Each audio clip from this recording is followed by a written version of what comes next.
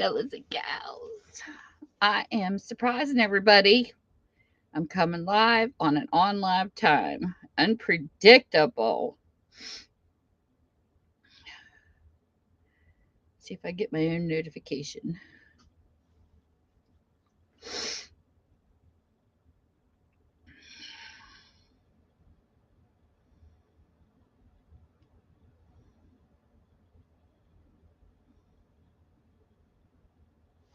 I guess I could have went live on my other channel, but I figured, what the heck? I'll go live on this one.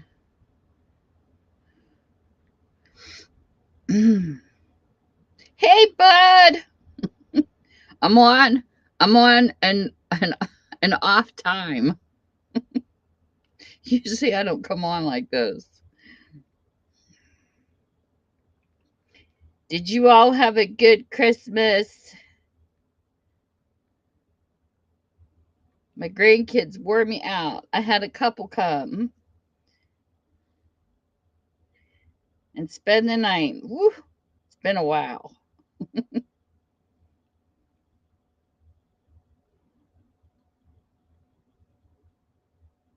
We had a pretty good Christmas, but oh my goodness, that friggin' naughty list stuff was so funny.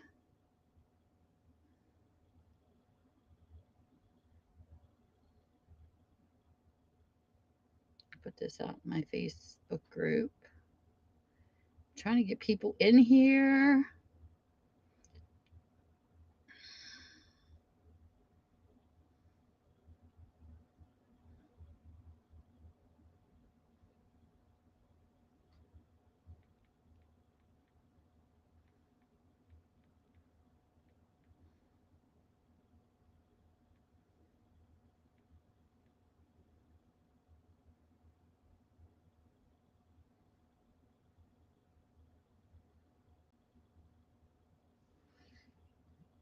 Oh,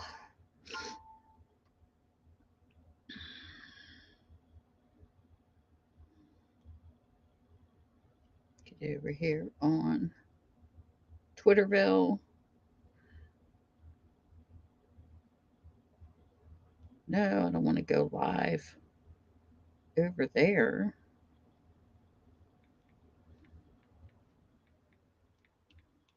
Breaking in a new camera too.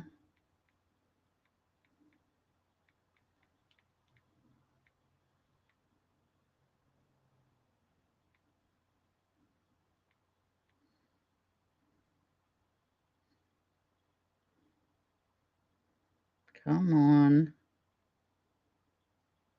The browser doesn't want to paste for some reason.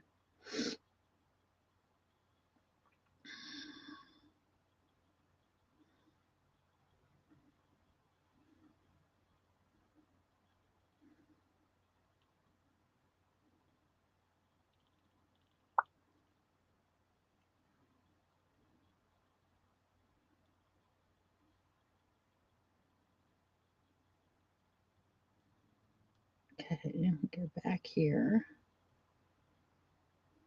I don't know who will show up in the daytime. Okay. So, I come across this really cute book called Inspirational Quotes. It says, Believe in Yourself. It's by Jade Summer. My daughter's first name is Jade. One of my daughters. And these are things that we did. Look how cute this is. My granddaughter made this for me. I mean, I wish Tina was in here so she could see this. She's doing good. She seems to like faces. And then I did this out of this book. And I did this with my other granddaughter, Livia. And then we did a mixed media. Me and Livia. We had fun doing mixed media. It's the first time she ever did it. So that was fun. So today I want to pick. I didn't do that. Ugh. Hey, Pitbull Mama! Long time no see. How have you been? Thank you. I know. Usually I don't go live at this time. I'm usually at night, and I've been working on my second channel. I think you are on my second channel, My Crafty Styles. I don't know. I'll have to check.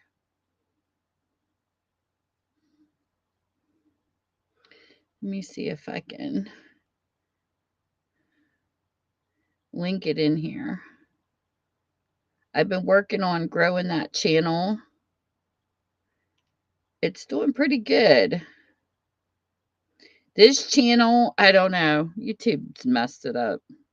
I can't follow anybody. I can't subscribe to anybody on this channel. It like cut me off. They're being brats. So I've been working on my crafty styles here lately. This camera seems to be working well.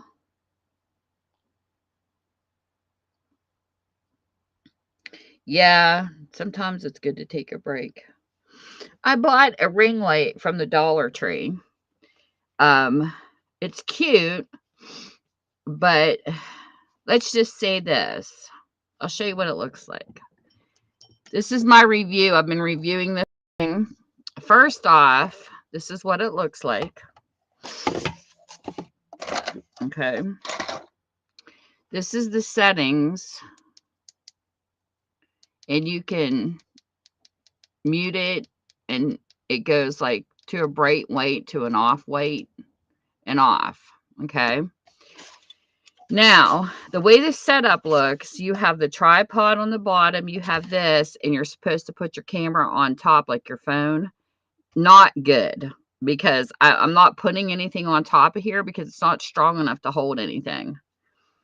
This part of it is like on a ball. This is cheaply made, so when you set it up, if it has anything more heavier on the top of it, it's going to fall flat. These are not going to hold because they're not strong enough. It's not a metal tripod, it's plastic, and that's why I don't like tripods anyways. But some people do, depending on what you're doing on your channel. With me being a crafter, see how that's got a ball and it keeps falling? This ball under here, see, it swivels and it unbalances it. You can't tighten that up. And another thing is it has a USB plug, and it plugs into like what a phone would plug into. And then they have a really good one on Temu I like. But the light keeps going out on its own. I'll have it turned on and I'll be in the middle of videoing and the light just goes out. And it's like, what the heck? Hold on. Hey, Mark. But I wouldn't recommend it. I mean, for $5, I would say if a person wants to do a review on it, go for it. But there was another lady that had tried to do a review, and when she was using this part, she didn't realize this was plastic and she broke it trying to put her phone on. And she wasn't happy with it either, but it's got great lighting. Like, look how nice it looks. But it doesn't stay on. Like I said, I'll be in the middle of crafting and the light goes off. It just disappears. So, in my opinion, is this worth it? No.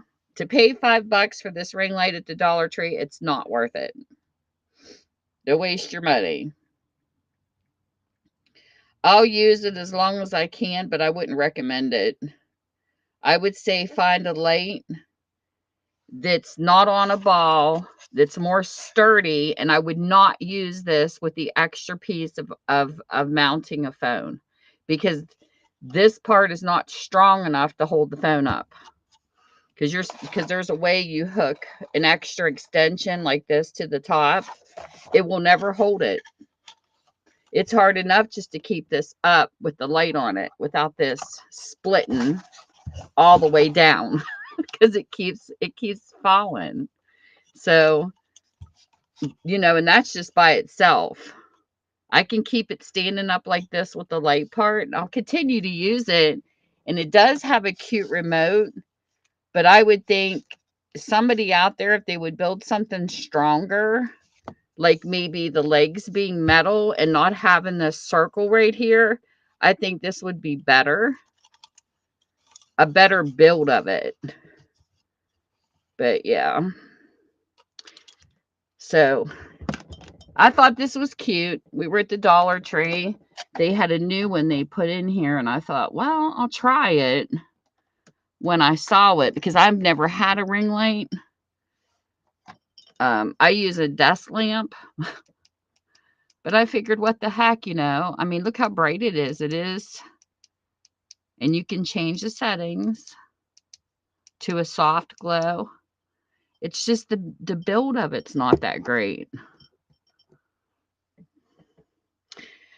But if anybody gets it, let me know. I'll come watch your review. In my opinion, So I got a new cam. Ended up getting the C920 Pro HD webcam from Logitech. This is what it looks like. It has a thing that comes down over the front to you know, keep this part clean. Come on, don't do that to me. Really. This is what my last one did to me. And there's no settings for me to change the focus. It's not autofocus. There's no autofocus in this. Let's build it, and I know it. But my last cam on my last live went blurry, and I couldn't get it to go back to normal. So we'll see what happens. It's always something. Thanks, Tiff.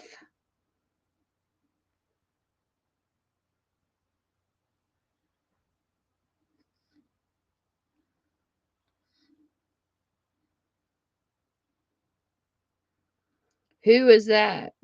Who's Vam and Allie?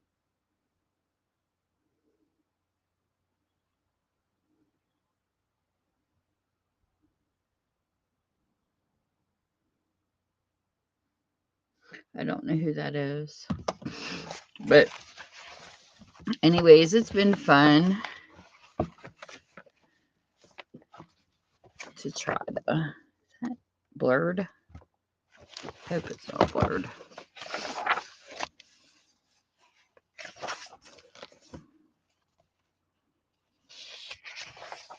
Gonna pick a page.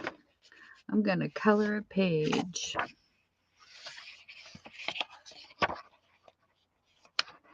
All right.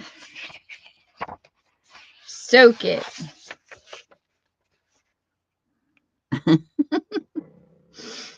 Go soak that tushy, Mark. Soak your fins. Since you're a shark.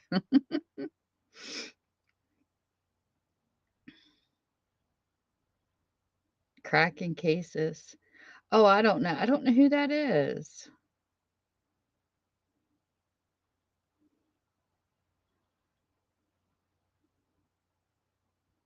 Is Vam and Allie a channel that does cases? That would be cool. There was, oh my goodness, I can't think of their name. There's another YouTube set of people who, oh, I wish I remember their name. I'll tell you who knows them. Michelle Scott introduced me to them.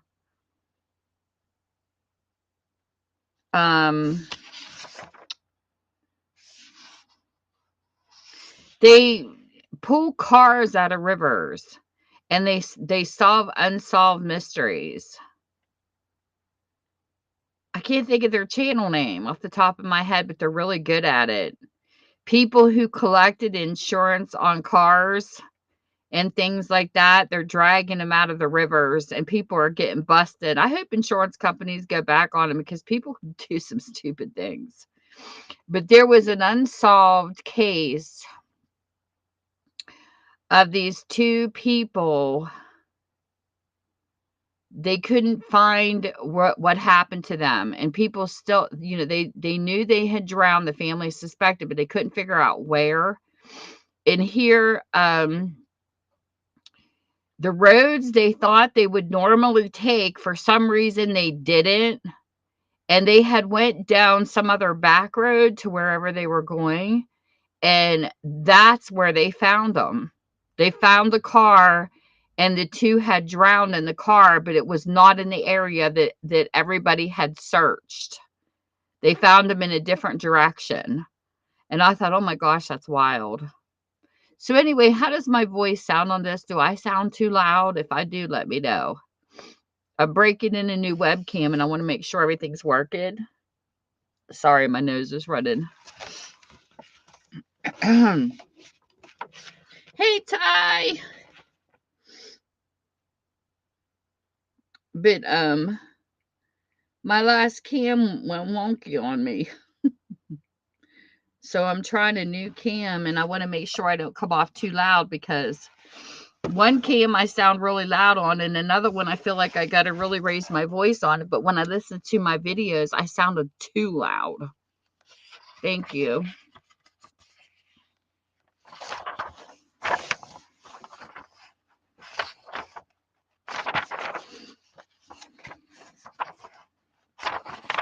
Let's see if I can tear this out right.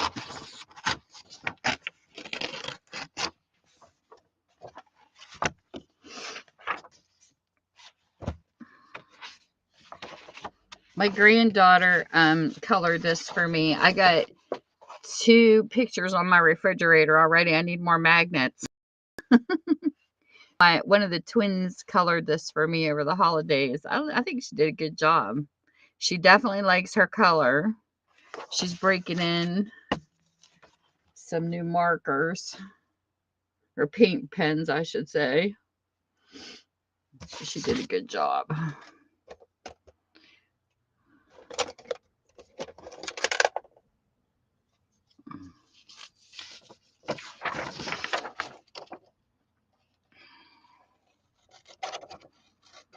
Cut this off.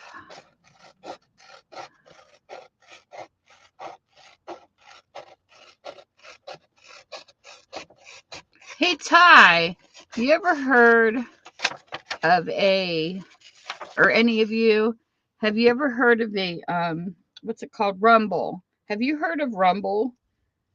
I was in a stream the other day, and it's the first time I have ever heard of it.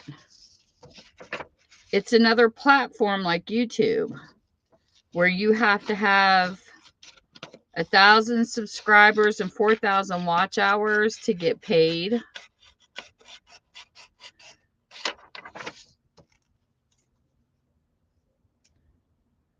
But they want the content creator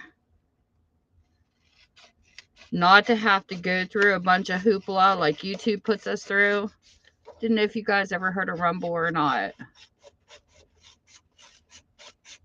I've been checking it out. It's pretty interesting.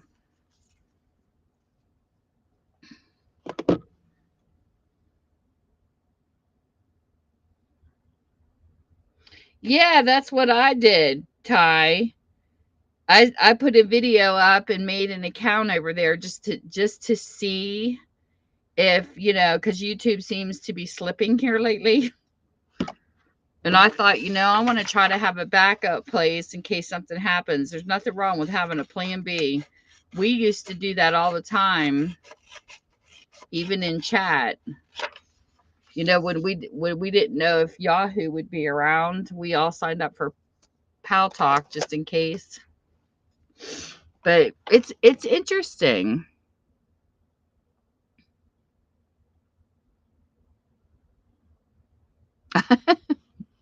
Hey, Dawn. Merry Christmas. Did you all have a great Christmas? I had a great Christmas. My 2 grandkids got to come and stay with me. I got 2 out of 6 so far. Yep. I see Pitbull. I've been watching it too. I know another bigger YouTuber, for some reason, they didn't pay them. They're fighting with YouTube, and Another person that got their hours cut. People are really getting ripped off by YouTube since Google took over. The one guy's actually fighting with him on Twitter. And they asked him to take his post down. And he said, no, I'm not taking it down because you're ripping me off. They're furious. They're getting mad. And I think Google is ruining YouTube, to be honest. I watched Yahoo go downhill, and it was sad. And when I first came over to YouTube, when the bots started happening, it was like deja vu all over again. Seriously. I thought YouTube was going to go down the tubes because everything that happened in Yahoo is happening here. The fighting, the bots. Now, they did get the bots calmed down. I mean, I don't see them anymore. I don't know if you guys see them, but I haven't seen a bot in a really long time. So they might have got that under control. But I don't know. And I know that there are some people that are not getting visitors in their live streams like they used to. I don't know. Don't know what's going on. I just sit and listen. But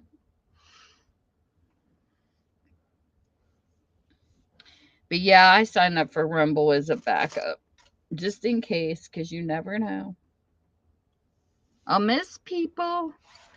Rumble's not, there's a couple places, but they're not big on crafters yet. What the heck did I do with my, I think that's upstairs. I don't think I brought that down. I have a clipboard, but I guess I could use this because my mat's kind of bumpy. So anyway, it says, you deserve to be happy. This is a really cute quote book.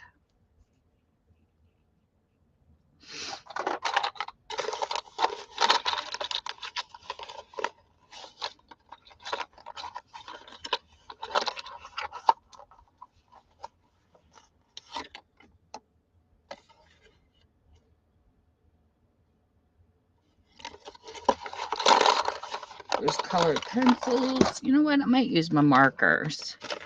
These Faber-Castell markers are amazing. I love these things. They are really, really great markers. They come from Germany, and I really, really like them. They are guaranteed never to dry out. Whether that happens or not, I don't know. Even if you leave the lid off for 24 hours, they're supposed to be rejuvenating type.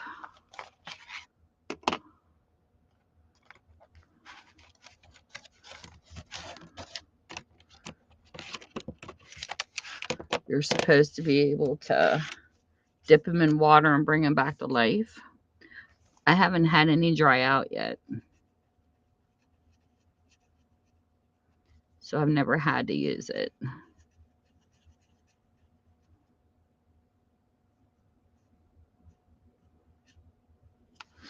And these I got off of Temu. I bought just a standard set for my grandkids.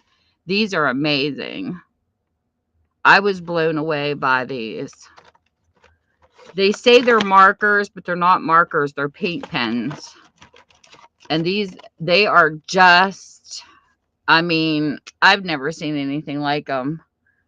They just glide. So I'm really impressed with those. But I could tell my one granddaughter was pressing too hard. She had the liquid all over. I go, you don't have to press them, dear. They're not markers. They're paint pens. I said, you just take them and you glide across your paper. And I had to hold her hand and show her how to use them. The twin granddaughters I have are in 3rd grade. And the other one's in 1st grade. Then I got 2 grandsons that just turned 14. One went to his first formal dance. Oh my gosh, they're growing so fast. And Kylie's in 1st grade. And Ethan, he's in 3rd grade. He's the same age as the twins. I got the Brady bunch. 3 of each. And we had a blast. Ethan stayed and played PlayStation with my husband. Livia stayed and all we did was craft. We played in mixed media. She made me some stuff I've got hanging on my fridge upstairs. And then Layla made this for me on Christmas. They're so cute. Now I got to get the rest of the grandkids here at some point. I'm trying to give them all a turn to spend the night. I can't do them all at once, though. They wear me out. I told my one daughter it has 4 kids. I said, bless you, girl, because I can't keep up. I had 2. That was enough. I can't imagine having a set of twins. Oh, my gosh. She goes, Mom, there was times. I love the sharing. She says, there was times, she says, where I felt so bad, like I didn't pick up Livia enough because Layla would be hungry as soon as Livia woke up, and I'm feeding one and putting the other one down and picking the other one up. And she says, oh, it was a juggle.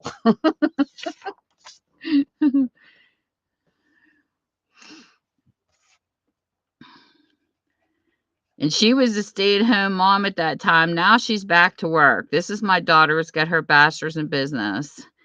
And she's back to work, full-time job, full-time mom. I don't know how she does it.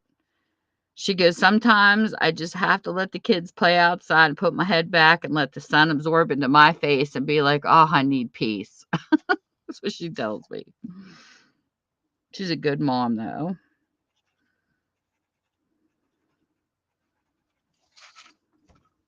Busy, busy mom.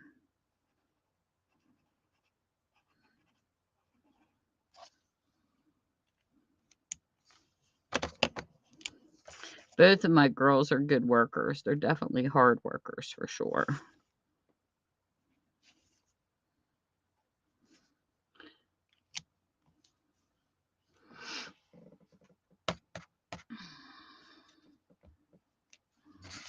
This one up here.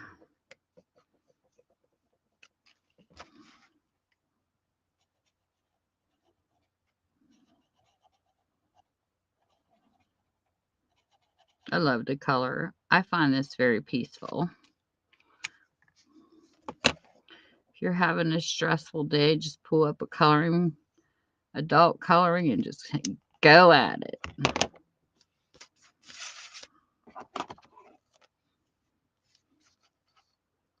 Yes, Dawn, they were. And what's funny is they used to have, okay, like for instance, we had this one kid who had Asperger's. And of course I didn't know it at first. He was hanging out in chat. And I could tell you stories from Yahoo. So that's where I started. I started with AOL dial-up disc. I've been on the web too long. And they had MSN chat. They had ICQ, Yahoo, AOL chat rooms, which, oh, I used to have a blast in chat room. I was so fun. I went into this place on Hampton Roads on AOL, and I kept telling them I was the AOL babysitter. Oh my gosh, it was so funny. I could write a book about the web. I really could. And this kid says, because, you know, they talk like street kids. And when they were in there, this kid was in there talking to these girls, and they were using, language like bitches and hoes. And I'm like, and you think a girl's going to respond to that? Because if they do, then they need to get, a little self-esteem. Because if a guy talked to me that way, I wouldn't date you. So one day I come in because I was just watching. It was like a bunch of teenagers. And I was watching how they were talking to each other. And then one day I just decided to speak up, because you could only text. Like I didn't have a cam or a microphone or anything. So I told him that AOL hired me to be the babysitter. And this kid says, you're lying. I said, no, they hired me to be a babysitter because the way you talk to these females in here, they were observing, and we can't have that kind of language. This is so funny. And you never know who's lurking and watching your conversations, So this kid, he's like, there is no, I said, ask him. I said, it's the truth. I just bull BSing them. So the kids started talking to me as they started seeing me in there on a daily basis. And I mean, some of them even sent me their pictures. They were not bad looking kids, but it was just funny because they were a riot, and this kid stopped cussing and he actually started being real courtesy towards the girls. It was just really funny. So then the third day I come in and this guy says, I checked. He says, I contacted AOL's help section. They don't have no such thing as an AOL babysitter. I said, well, it's new. We're not in the system yet. It was so funny. All right, Pitbull. You have a good one. Oh my gosh, I had a blast. Well, because the kids started talking to me every day I went in there, this guy come out of the corner and he says, can I message you privately for a second? And I was like, sure. So he messaged me. He says, you have me over here rolling. He was my age. And he said, those kids really think you're the babysitter. He says, they talk about you when you're not here. He actually was a correctional officer. And he said, it's so funny the way they related to you when you told them you were the AOL babysitter. He says, I knew you were BS. It was just so funny. I love doing stuff like that back in chat. But you can have a really good time in chat. I find things that amuse me. But anyways, they had these bots. Back to the kid with Asperger's. They had these bots coming into the room one day that had never been there before. And the bots were talking back and forth to each other. This girl says, hi, I'm so-and-so. And her name was Coed something. And if you were back in Yahoo days, you know what I'm talking about. And they would come in and say stuff like, how are you tonight, Sarah, so-and-so? And the bots started talking. Well, this kid with Asperger's, he never had a microphone or a headset or anything. So he kept watching the interaction, didn't realize they were bots. He thought everybody on AOL not AOL, Yahoo chat talked the way these bots talked. Well, these girls were talking about stripping. So in his mind, he kept thinking all the females online were hoes. Seriously, this is what he thought. So me and Cass were in the room one day, a friend of mine in Maine, she's a school teacher. And me and her were talking back and forth in the chat room, and these bots were in there at the same time. And he came in and we said hello. And he was just like, he didn't say anything back. I greet everybody just like I do on here. So he come out one day because we kept trying to talk to him. And he says, why are you talking to me? He says, because all you females on here are nothing but hoes. I'm like, whoa, dude, what the heck are you talking about? I said, not all people online are hoes. I don't think so. I said, she's a school teacher. And I said, and I forget what I was doing at the time. I might have been working at Falcon at the time because I used to be an airbrush painter. But anyways, I was doing something.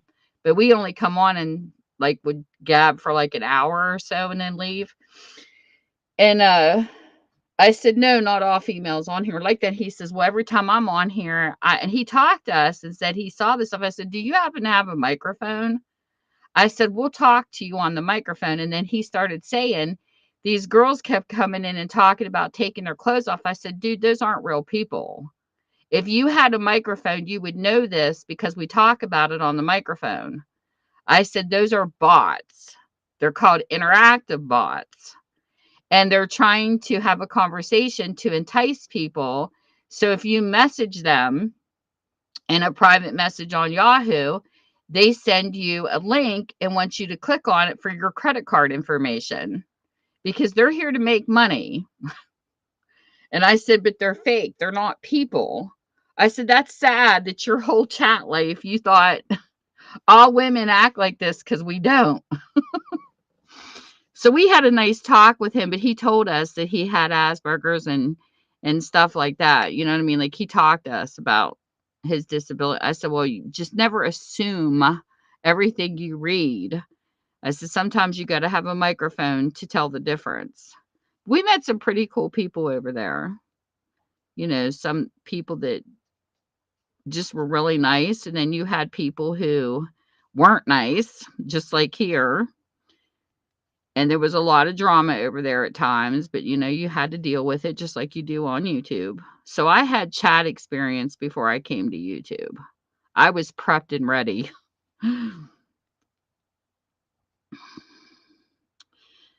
But it was crazy. But I do feel for people who come to YouTube for the first time and they have no chat experience because they have no idea how cruel people can be. I've been through it all, pretty much.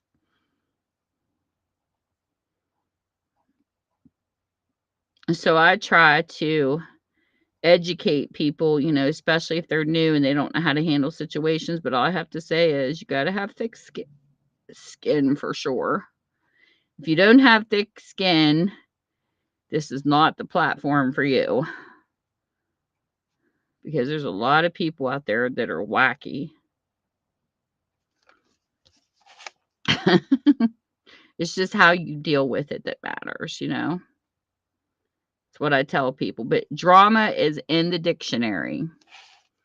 And it has a purpose, or it wouldn't be in the dictionary. And like I've always told people, it's how you handle it that matters. And somebody told me here the other day, I was in this stream, I guess there's a bunch of people fighting in some of the streams, and I know what they're talking about. I sit back and see it sometimes too. That's why when I first go to a stream, lurk and listen. It's my best advice I give to people, and I'm sure you all know this. Lurk and listen before you type in it, because I got swatted one time, and I share this story. Police showed up at my house. It wasn't the police, it was actually the SWAT team. They were good. They were stealth, and believe me, it was a waste of resource. But somebody on YouTube didn't like somebody that was gay. I don't care what people do in their personal life. That's their personal life. And so what they did was they lurked in their live streams and they started writing down people's names that typed in the live streams, and then they harassed his friends because they just have nothing better to do. And I happen to be one of those people.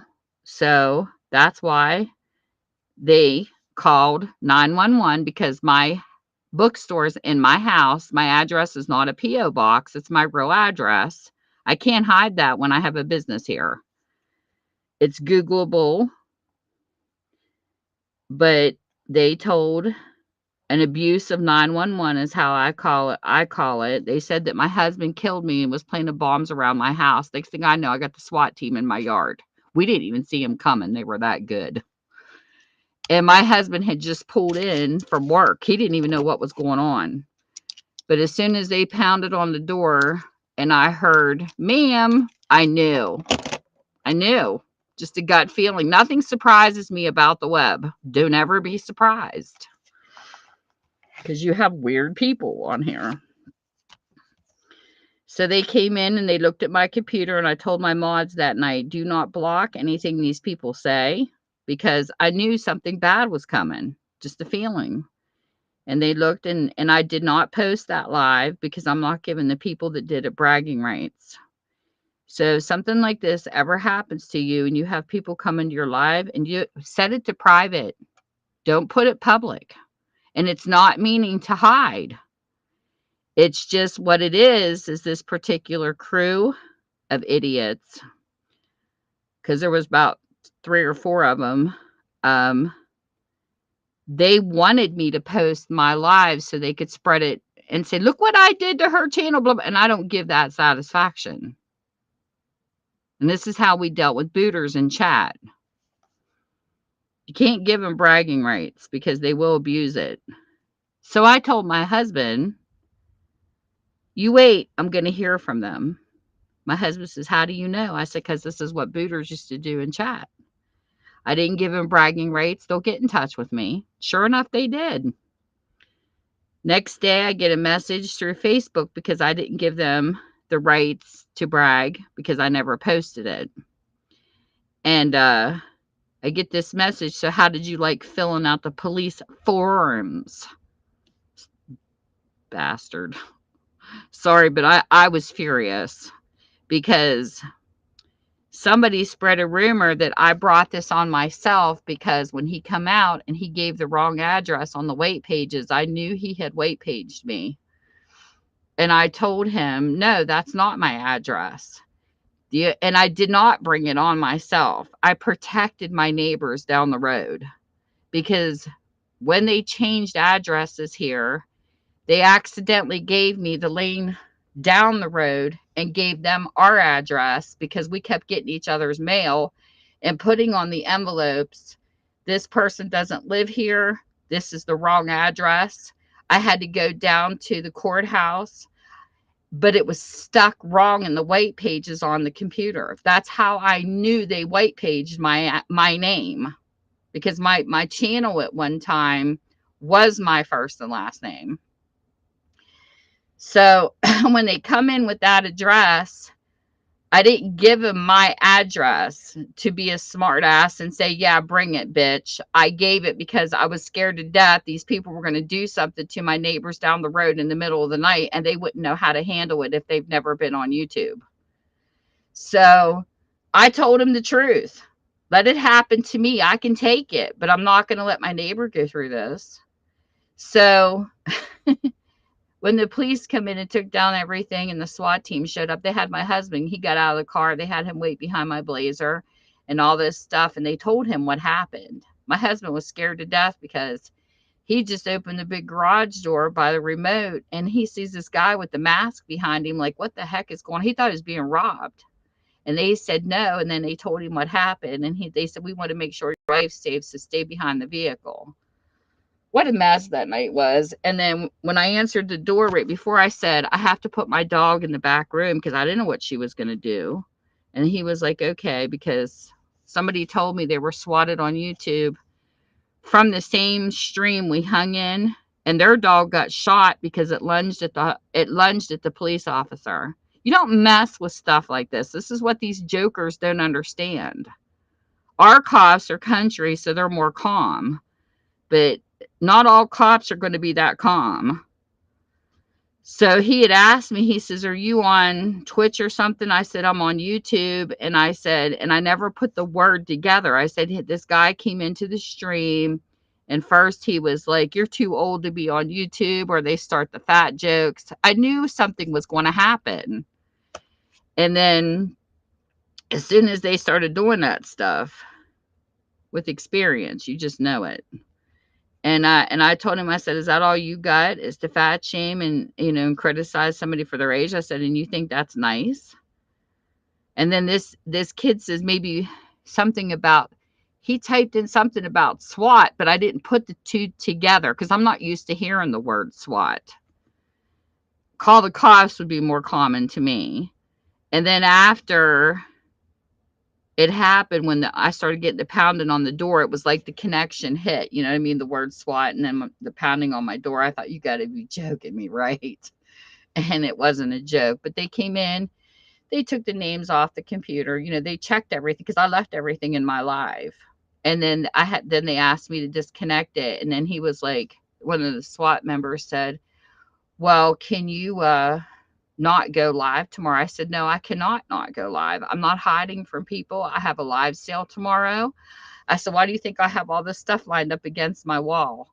I have a live sale I'm getting ready to do on YouTube. And I said, I'm not staying away just because of some jerk. He's like, okay. So anyways, the kid made up a profile on Facebook and it didn't have any pictures on it. It just had a person's name, which you don't know if it's fake or not. But the thing was, he had who he was dating. Well, when I clicked into that, there was another YouTuber that hung in the stream that had seen people having the same problems with these same swatters. And it took me to his girlfriend's page. And the girlfriend's page is where everybody was located at. So I shared it with the other YouTuber and said, look, this is where they're from. And it was some kids from the UK who'd been messing around. from the United Kingdom is where they were from. But he did. He messaged me and said, "How did you like filling out the police forms?" I said, "Really?" I said, "What, are you mad because I didn't post your ignorant SWAT last night?" I said, "Is that why you're mad? Because I'm not going to give you bragging rights because you're not getting it." And he was furious. And that's what it was all about, reverse psychology. They don't like it when you take away their fame. So that's what I tell people. I'll talk about it, but I'll never give them the satisfaction of having a video or a live stream. Because what they do is they share it with everybody and then they brag about it. So I hope this message educates people. That's why I talk about it. If it happens to you or if something happens like this, don't give them the satisfaction and don't share it, because the guy that they were picking on, he kept sharing it. He kept sharing the lives that had happened in. He kept talking about the videos, and they kept doing it to him to where he knew his whole police department by the time they were done with him. He was swatted like every weekend they swatted him because of these kids being stupid. But he kept showing it. And they thrived on the drama. So the way I handled it, I feel, was better because I don't thrive on the drama. But it is going to happen eventually to everybody. And as you grow on YouTube, it gets worse. The bigger you get, nobody deserves it. You know, nobody asks for something like that. You just have people that need to get a life. It's my philosophy. Yep, exactly, Ty. But we dealt with it. My husband was shaking though when he came in the house. I felt so bad for him. He's like, "That was awful." He says, "I thought I was being robbed." I said, "Michael, clear back in Yahoo, there was a guy that used to come and chat threatening women all the time, saying he's going to slit their throats." There's just people that, you know, just like TPG says at the end of his videos, I actually bought the t-shirt off of his merch. Hating is a disease, and some people just need to get well soon. There's no other line that's better than that one for people like this. And I believe it. I love that. I have that t-shirt in my closet and I wear it whenever I can because TPG says that every time he finishes his streams or his channel. And I love that. I love that saying.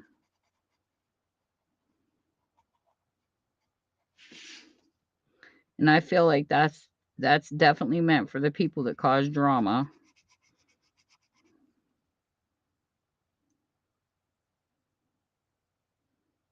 And there you go, Ty. Alrighty. My puppy's been spoiled since my hubby's been off. He's off until the 3rd. And oh my goodness, I got to show you a picture, Ty, if you're still here. I got to share. I was going to do a video, but look at this. Tell me I don't have a spoiled puppy.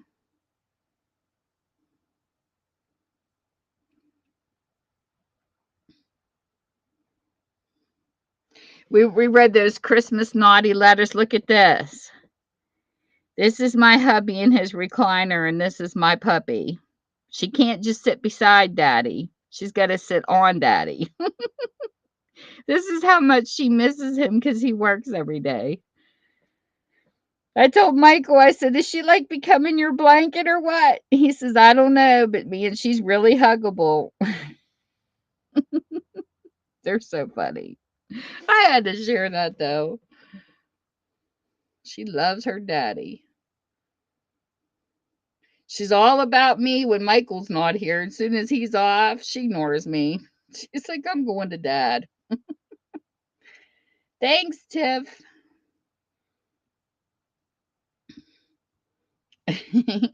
You have a good one.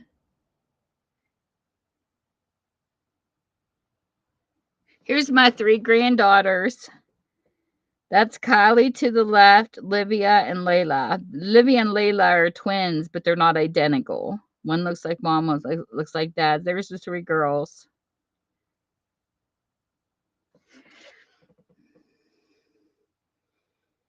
And I don't have any of my 2 oldest grandsons because they were both sick. We're yet to do their presents.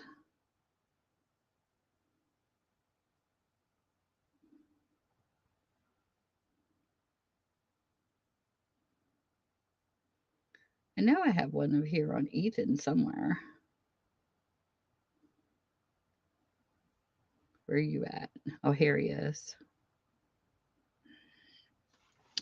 There's Ethan to the left and my other daughter to the right. He's like cheesy grin. He spent the night with us. Now we just gotta wait for Angelo and Steven because they were sick. Yeah, these markers, I can't remember where I found these. I don't know if they were on Amazon or not. Let me see. Let me see.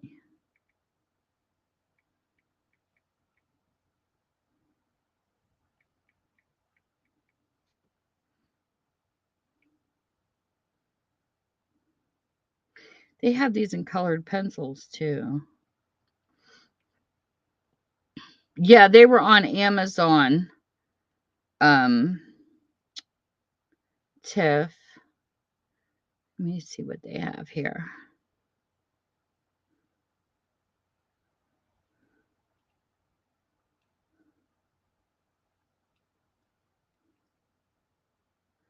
I got the basic set for the girls. If you have Prime, you can get the 48 pack, which is the one I have sitting here. No, those are colored pencils. Wait a minute. Why are they showing me pencils? What markers?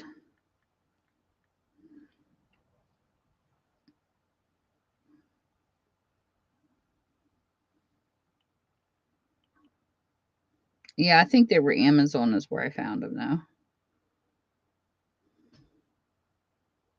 Yeah, here they are. You can get the dual tip ones. I don't have the dual though. I have just the regular. The heck are you?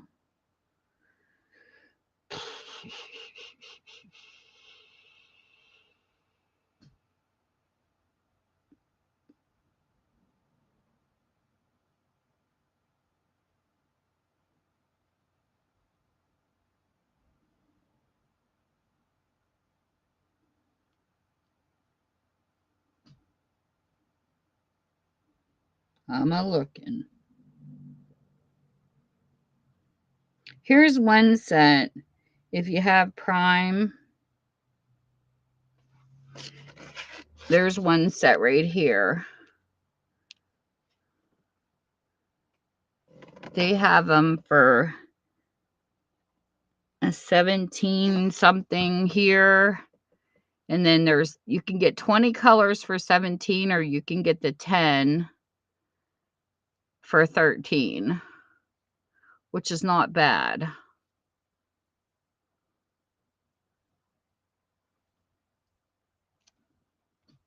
Let's see if it'll let me share it in the stream. But they're nice markers, very colorful. Let me see if I can put it in here for you if you want to check them out. Of course not. It's going to give me a link too long.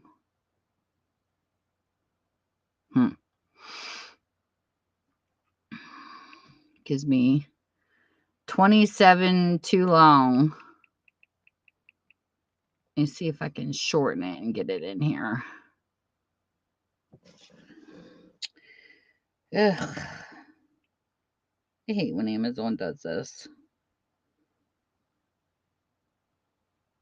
should be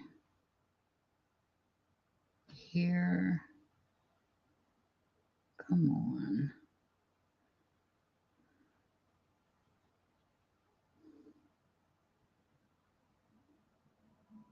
Cut back. Okay. Hopefully this will work.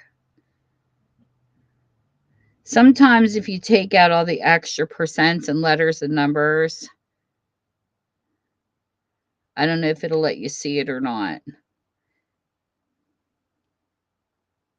But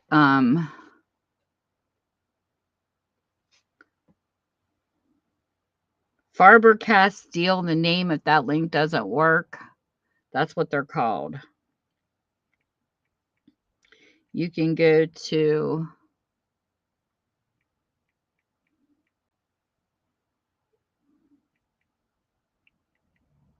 their search and type that in.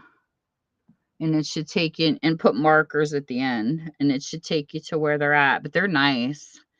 So I got a set of each of these for the grandkids. And then I got the other off of Temu for them. They love them. I made them a craft box for Christmas. And I put a whole bunch of stuff in it. And they were all happy. But yeah, I like the colors these produce. All I can say is after using these, it's really hard to use Crayola.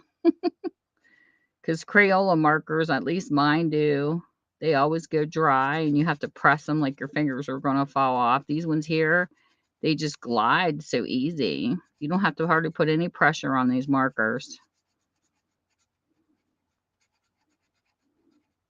Now, I did buy alcohol markers. I'm not liking them as much as these.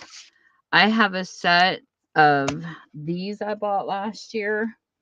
This is a set of the Arteza. And they have, these are off Amazon too. They have a nice case to come in. And they look like this. It's a tip on both sides. You have the bigger tip. And then you have the little tip. And I'm not impressed with these. They're drying up too fast. The case is nice that they come in. You get a lot of colors. This is how many colors. Let me see if I can get these in here. It's okay. Well, I don't have them in the straps, but they go in. Okay. This is what the case looks like when you open it. You get all these colors, but I used a couple of them and they're drying up. Like I said, I won't buy these again. But sometimes it's just trial and error.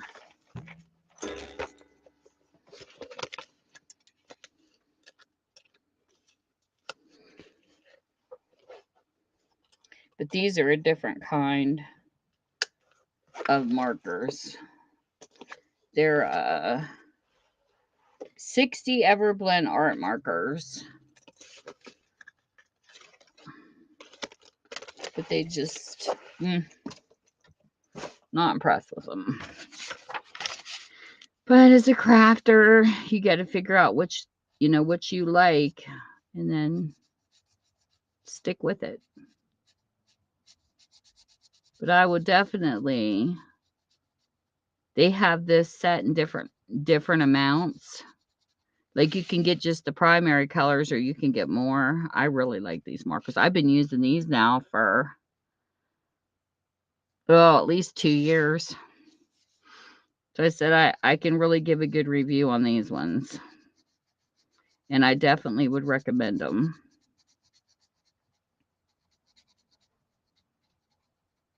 And you can't beat them because they're non-toxic. Tells you right on the back. It's got long-lasting markers can be rehydrated if caps are left off. Just dip the tip into water. Ventilated safety caps prevent choking. And on here you have a grip for better control and it won't warm. it won't roll.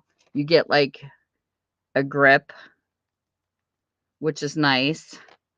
It says not suitable for children under 3 years, but it's a non-toxic, water-based ink, washes out of most fabrics. So these are really nice.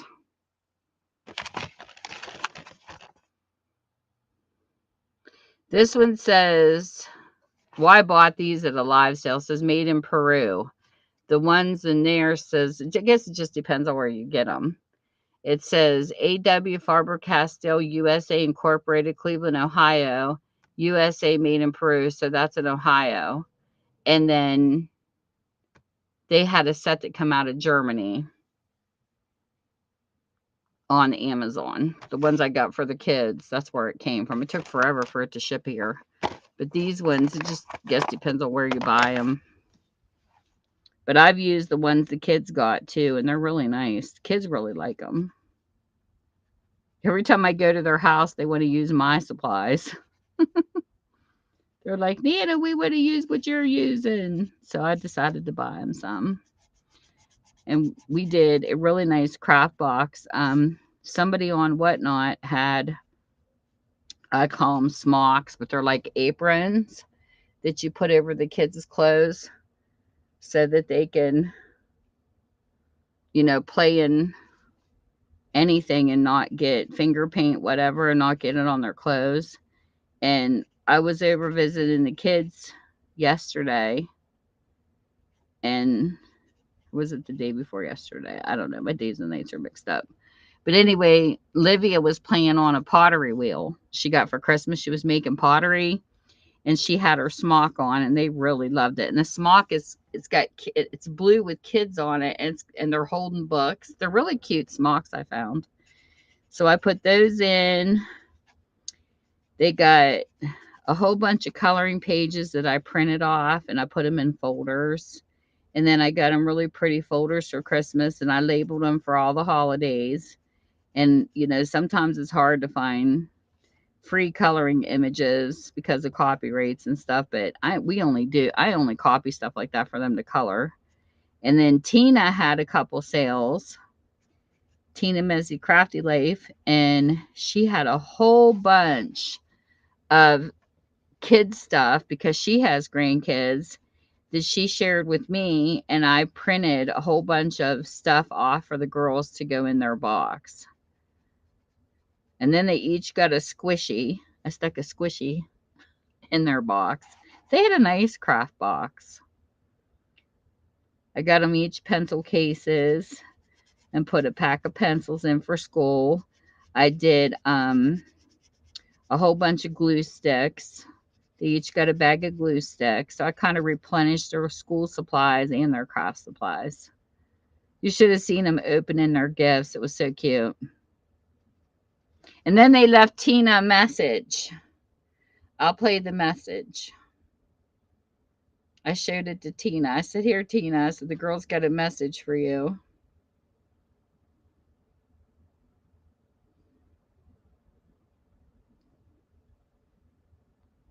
Wait a minute. Turn this up.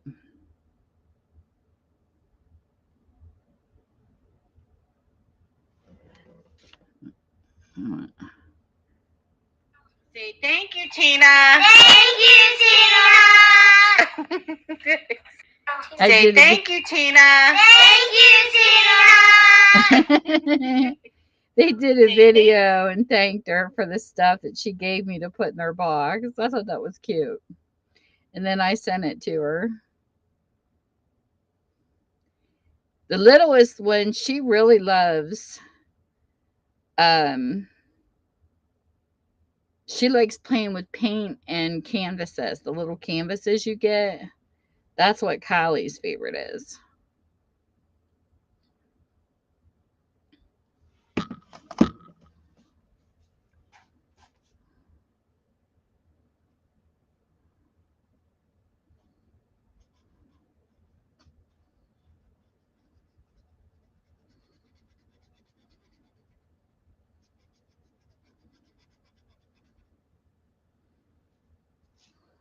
I like how they have their favorite things they like to do.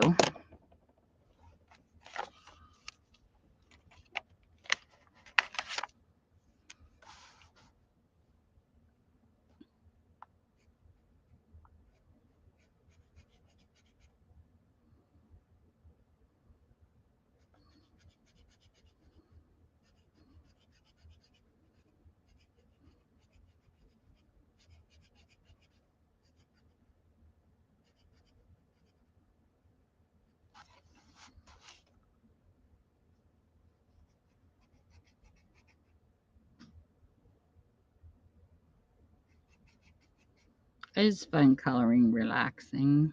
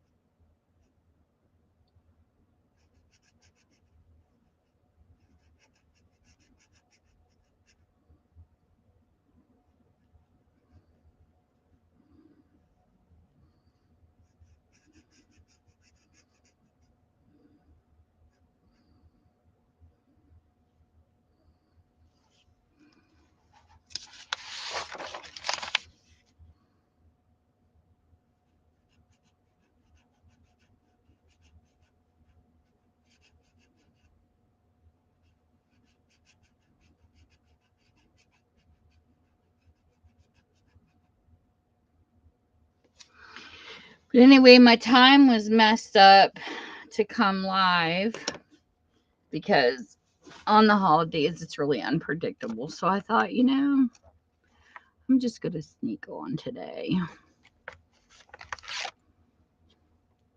Just do a surprise live because I'm never usually here in the daytime.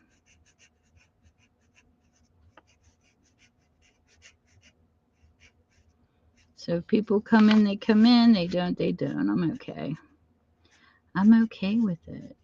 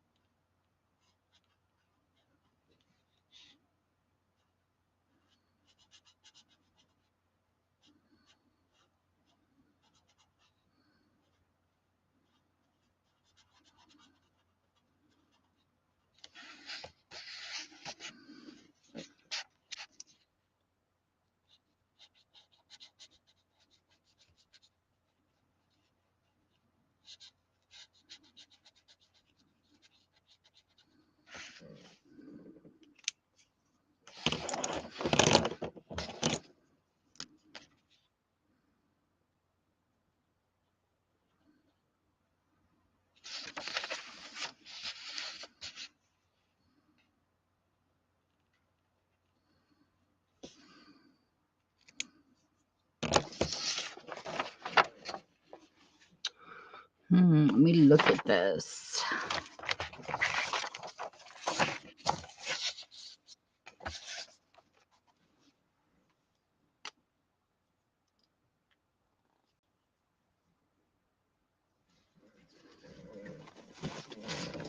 What color to do next?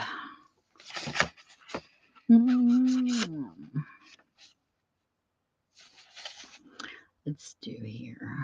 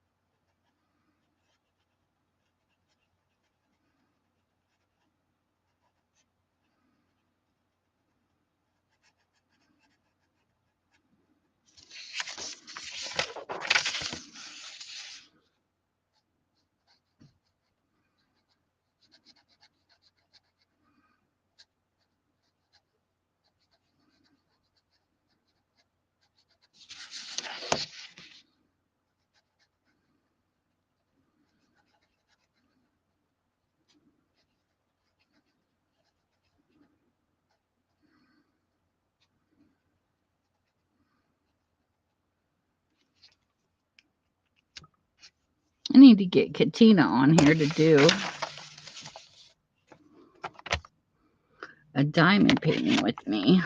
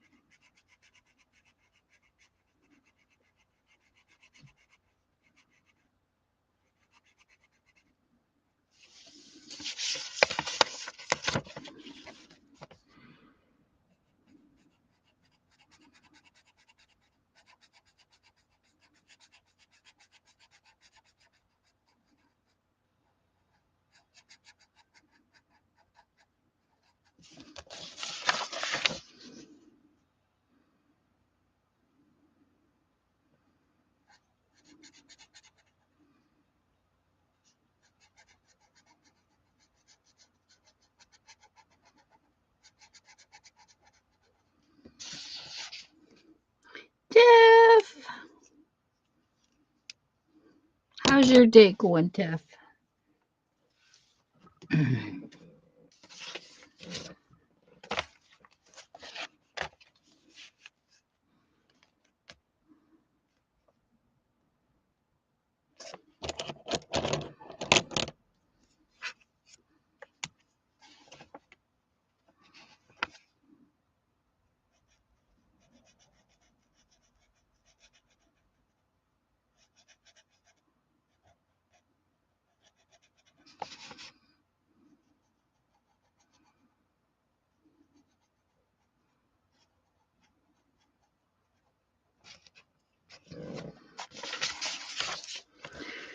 My day is going pretty good so far.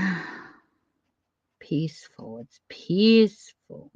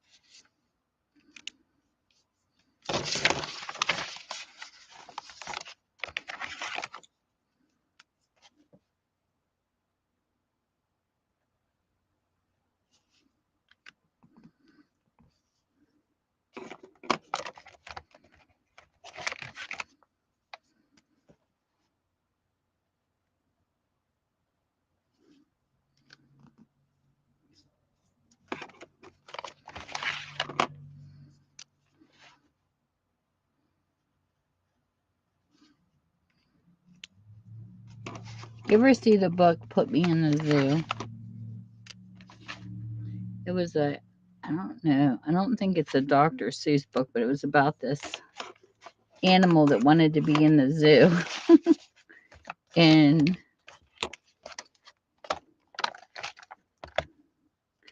he had spots all over him. It was one of my favorite childhood books.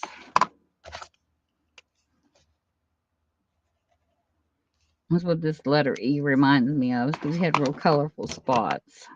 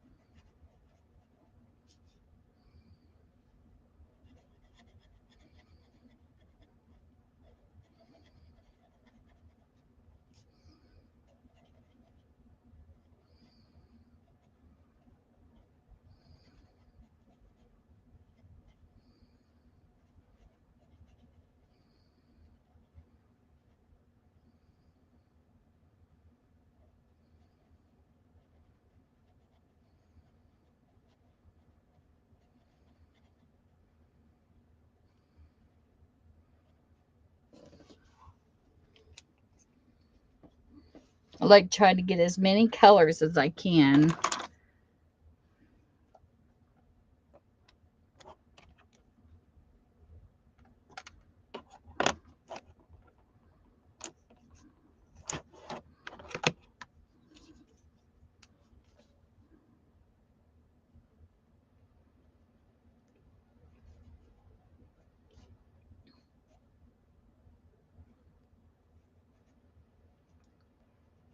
Into my coloring pages.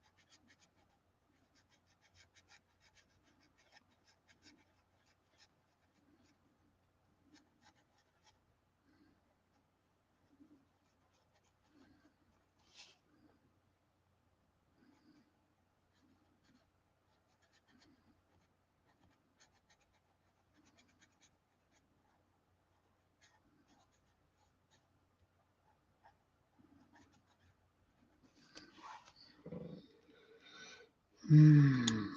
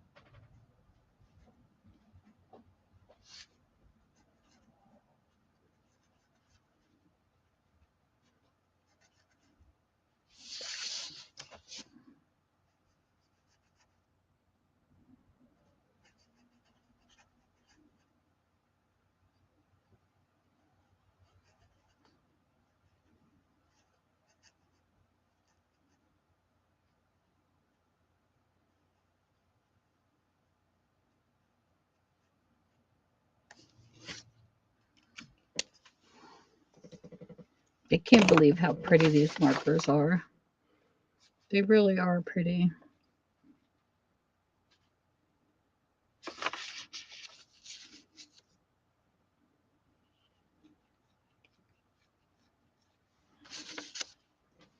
I don't know why it's so chilly down here.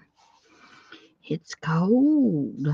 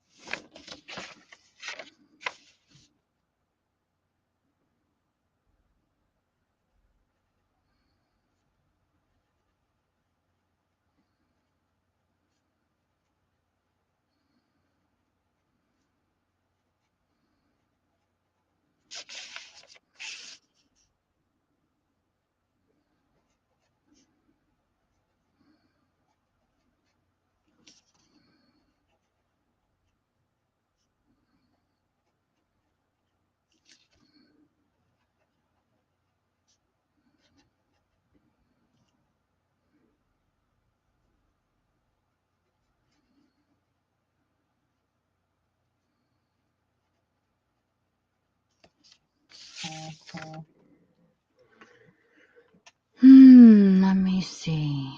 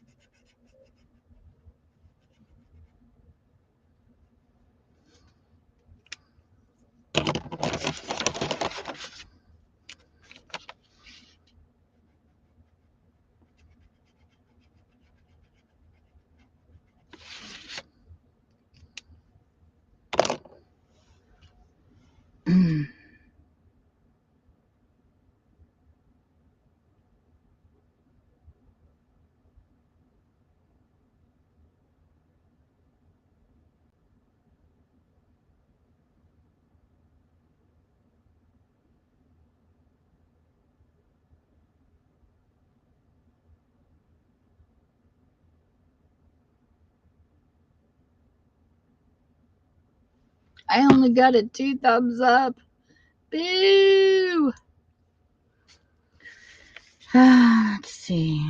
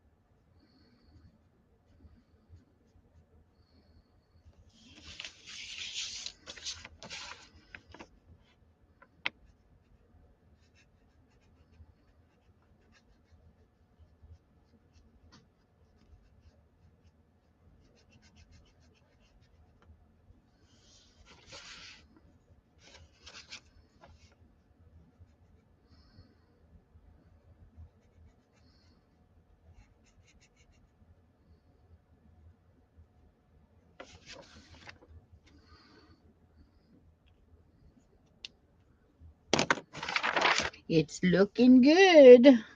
Okay. And have me a drink of root beer.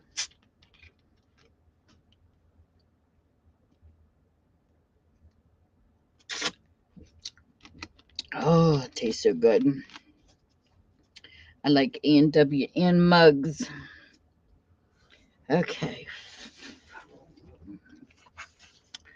Let's see what color up here.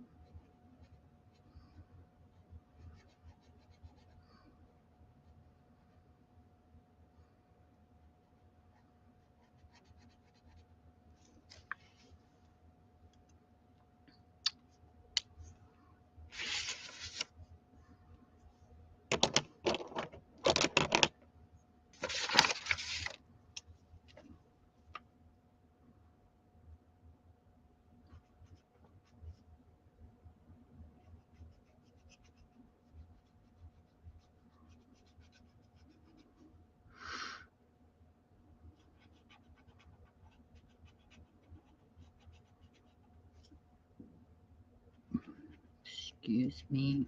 Over here burping my little pop bubbles.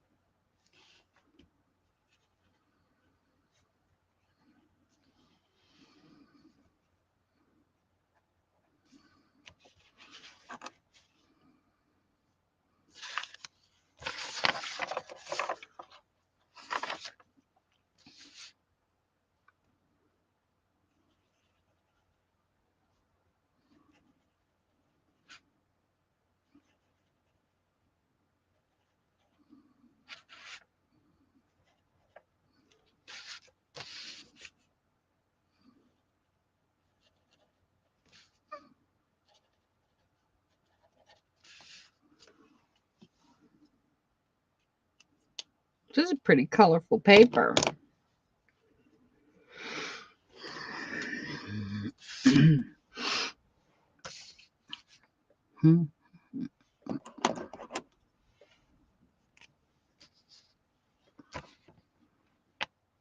Let's take this.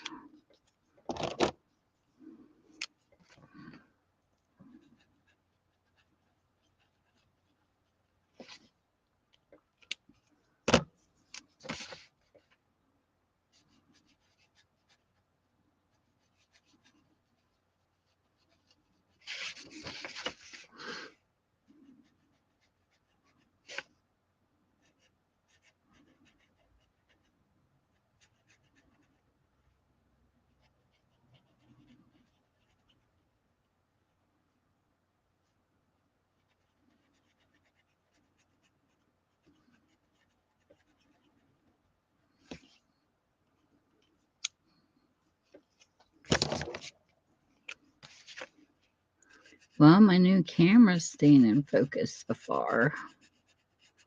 That's a good thing.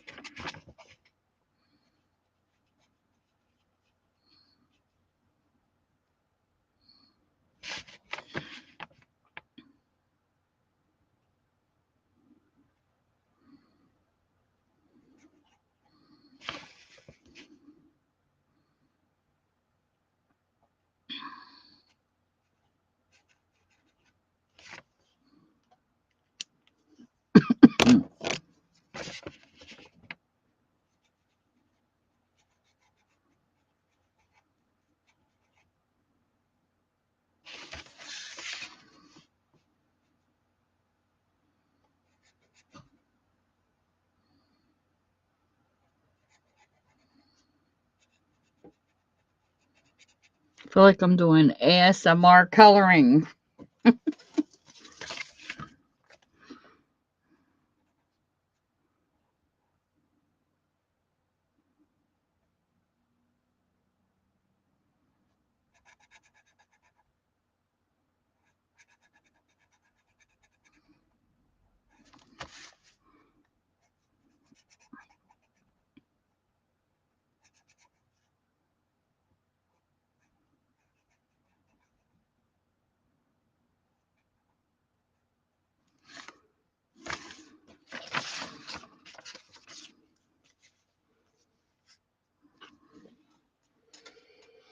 Hmm.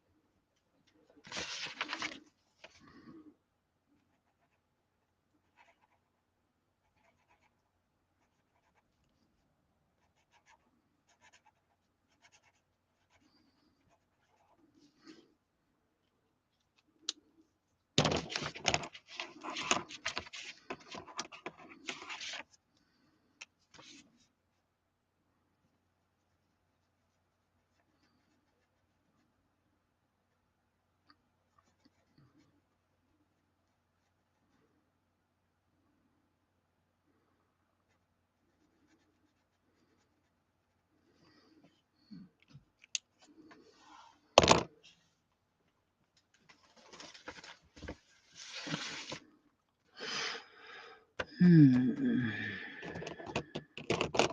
can I put in here? Let me see. Do.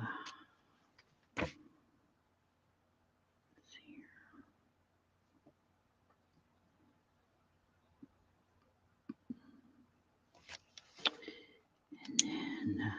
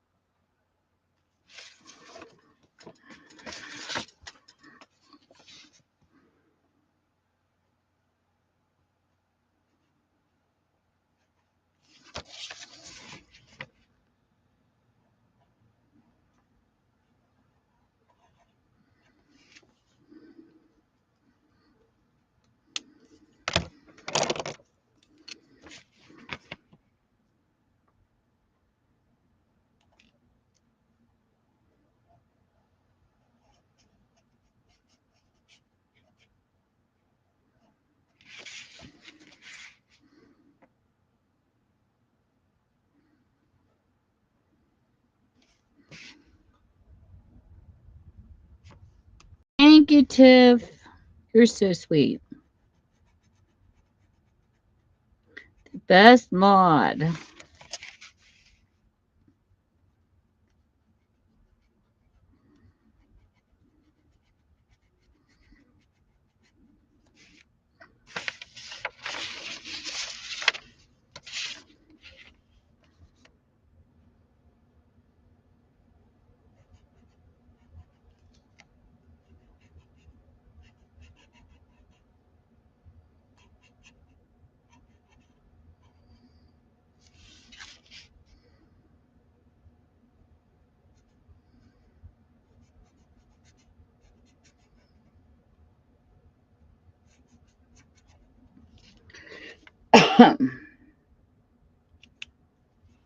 Excuse me.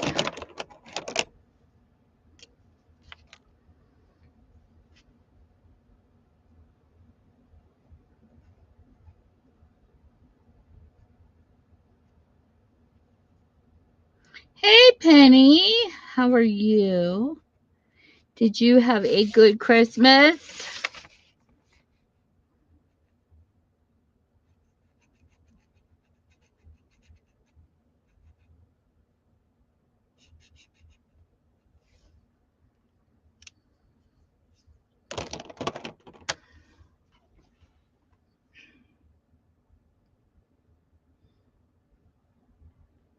Yes, I haven't been on busy holidays. We had a couple grandkids spend the night. We've been busy. So I said it's hard for me to go live on holidays and stuff on YouTube because I'm always so busy. So I decided to come on in an off time today just to see what would happen because I'm never usually on this early.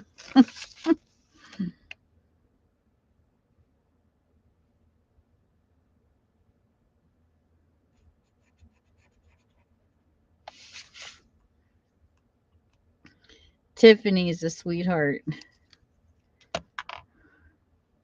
We always say she's the best model on here. Gonna get Tiffany out here. Oh, it is. Where's you out though?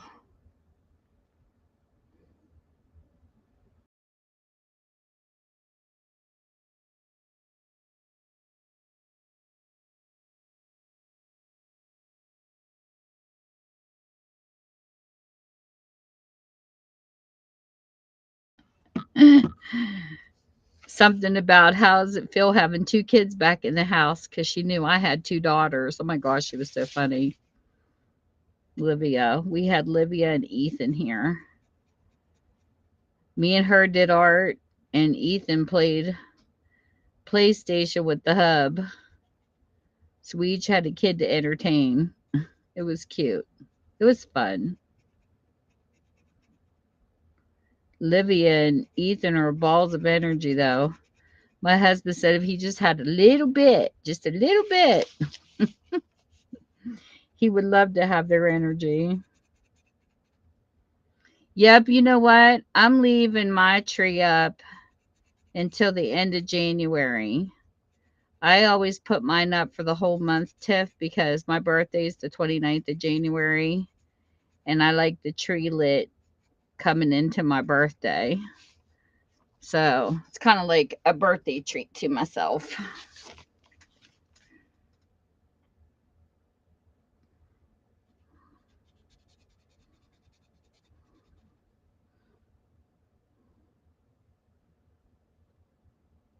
Yes, they did. Oh, that's nice, Penny. That's sweet. Taco Bell. That sounds yummy. I know my 2 oldest grandsons were sick. They're supposed to come and get their gifts yet. So I told my husband if they spend the night, I have Italian meatballs that I want to put in the crock pot and French fries. So that's going to be the meal if they spend the night.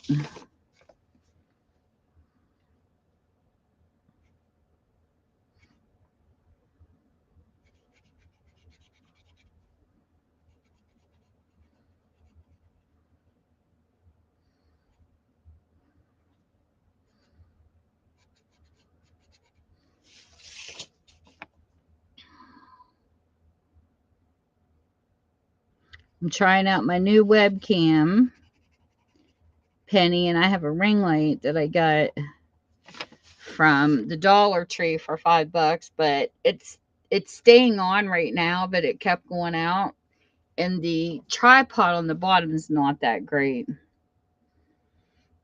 We had snow spitting earlier. I don't know what's going to happen. Look, right now it looks like a mix. But January, I hope, is going to be better. Yep, I got to see both of my daughters and all my grandkids, Tiff, but 2. Oh, you're welcome. The webcam seems to be doing really good. I got the Logitech anew because my other one kept going blurry. So I decided to buy this. I type in the latest, but then I didn't buy the latest Logitech. I got like a couple. I think this was from 2020. But the ring light from the Dollar Tree is okay, but I wouldn't mount anything on top of it because the bottom of it's too cheap, and it has a ball like underneath the ring light part itself. So you have to set it up a certain way. I watched another lady, I was saying earlier, she did a review on the same one. She broke the bottom part of it just opening it, Penny. Because it's plastic. It's not metal, so it's kind of made cheaply. And it's enough to hold up the ring light, but even the ring light, sometimes it splits. You have it sitting a certain. I mean, for $5 to do a review on it, it's not bad, but I don't know. The light kept going out on me the first day I had it on. It plugs into USB plug, and I have one of those multi extension cords that I plug it in. That's up on my table because the cord's not super duper long, but it has an adjustment that you can see. There's the click. It's a button you push. You can make your light soft, bright. It's got different settings. Like that's more of an orangey one. I showed it at the beginning. But I was sitting here the first time I had it. I don't know if it's supposed to juice up or what, but it like it went off in the middle of my live today so far once. And it went off in my last live. Like, it just turns off automatically. That part of it I don't like.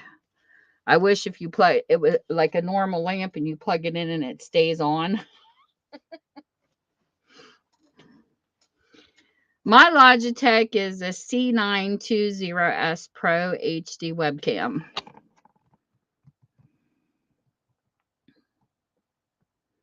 This is the one I got. And it has a little thing on it that you can shut it. There's like a little flap where I don't know if you can see it. See this little flap? I can shut it and it'll close off my webcam. Isn't that cool? To keep it cleaner.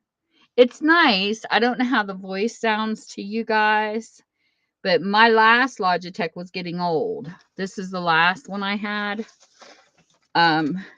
It went blurry on my last live and I couldn't. This is the last Logitech. It's a little one. But this went blurry because I think this is older. And I couldn't get it to focus. And there was no autofocus or nothing. So I think it's time to retire it. I have a couple. Thank you. That's kind of old. So I figured I would give this a run. See how it goes. And if I like this one, then I might buy one for upstairs. Because my upstairs cam is it's like real grainy. So I'm like testing it out, see how it works. And then go from there.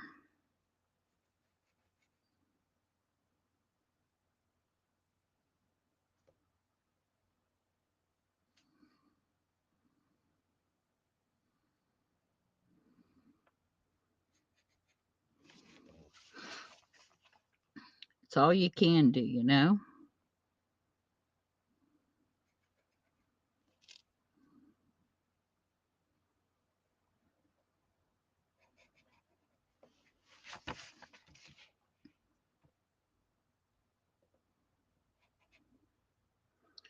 So I found this. I don't know where I bought this at. It's an Inspirational Coat by Jade Summer. It's a really cool adult coloring book. I really like this. So that's what I'm kind of coloring in right now.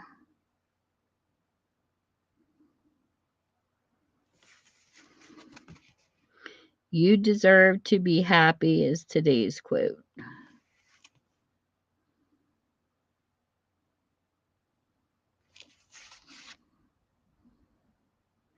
I'm playing in this one with my Castile markers today.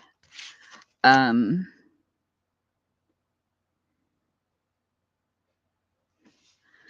took and did another page out of this.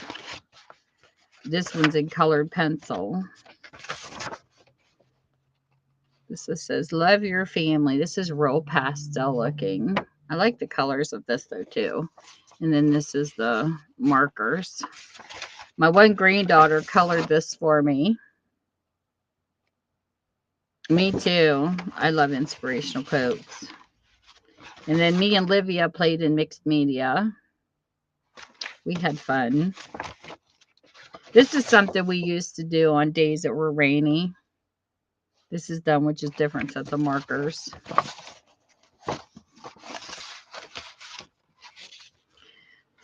I love playing with different styles of art. I think it's just fun. Something different.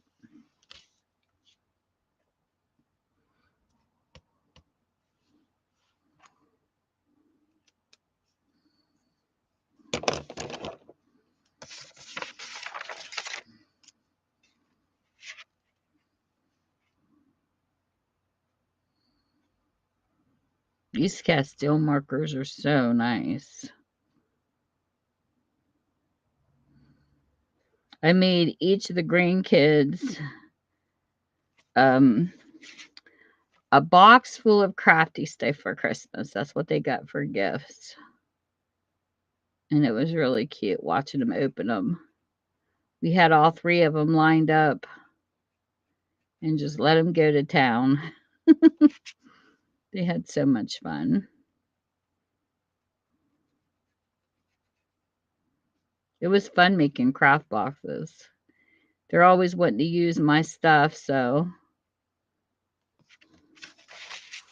I got them the markers and the paint brushes I use. The paint pens, I should say. They really like them.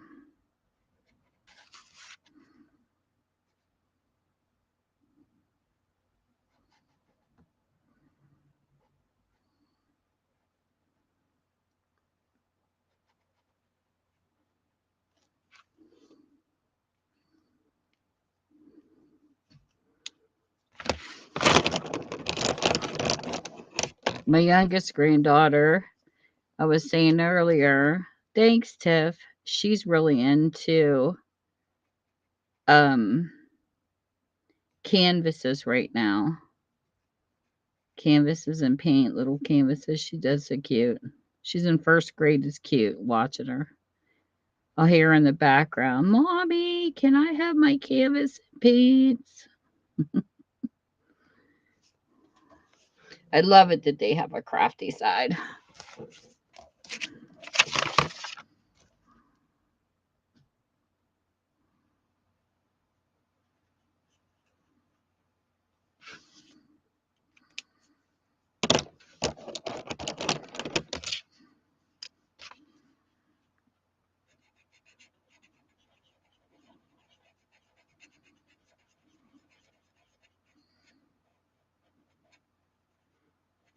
I like quotes too, Tiff. I'm a big fan of inspirational quotes. And do you ever have those devotional books? I like the devotional books where you read the devotion of the day.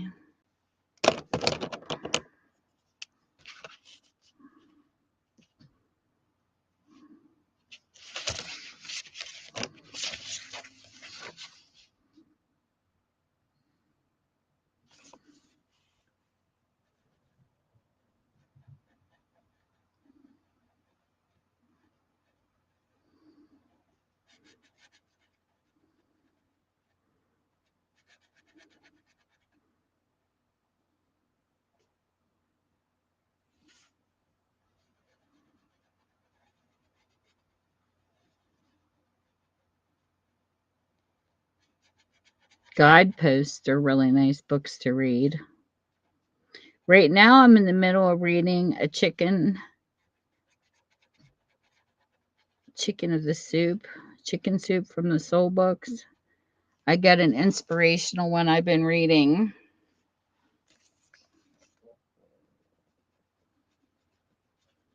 Those books are good too.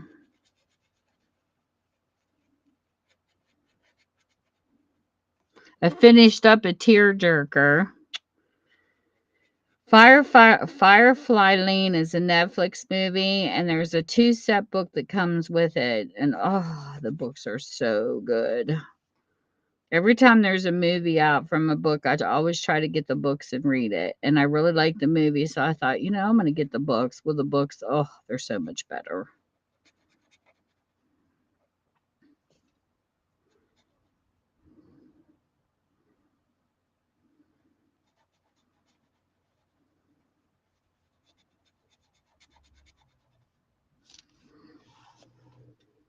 They are wonderful.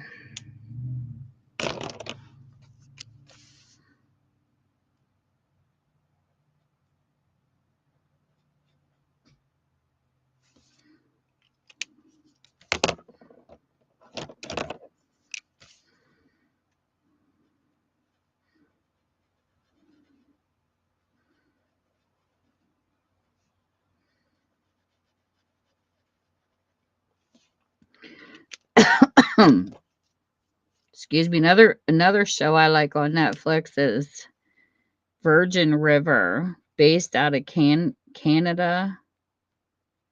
I Googled it once and oh my goodness, you should see the beautiful views in this. I think it's BC, Canada.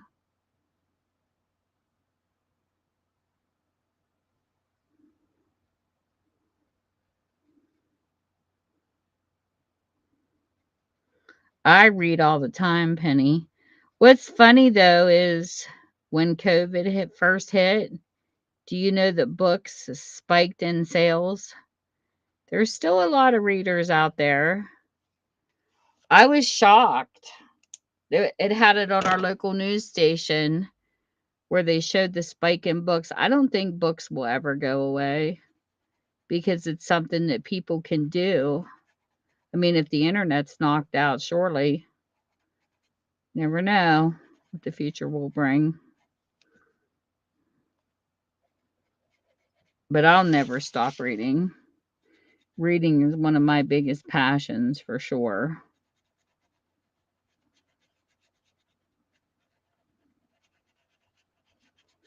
I have a whole library of books in my house. Besides my bookstore, I have my own collection.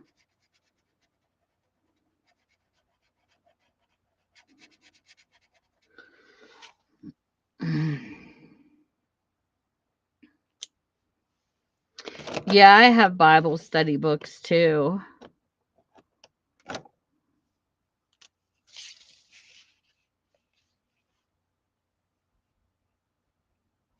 a matter of fact, I have a journal. It's beautifully made. It's a religious journal. I bought off of a YouTuber's sister that she made, and I'm yet to use it.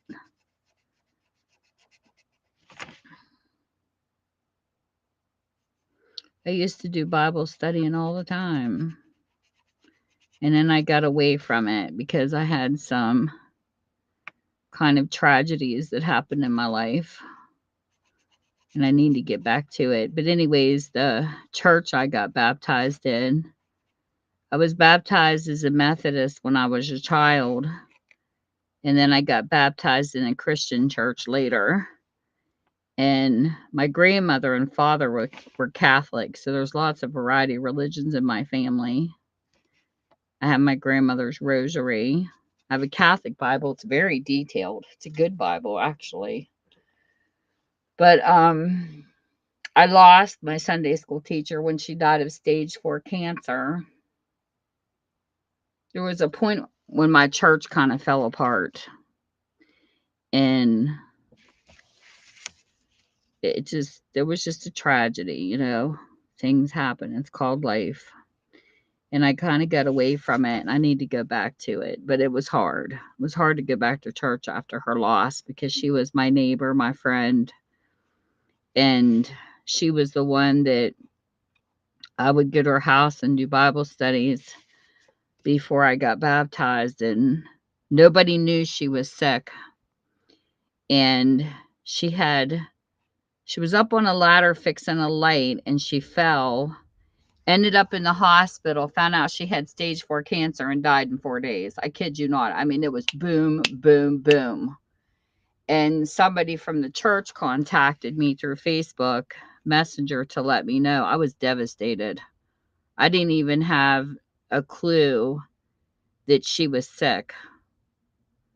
Thanks, Penny. I miss her. I really do and what was weird about the whole thing is me and Steven, we have a school right across the street from her house.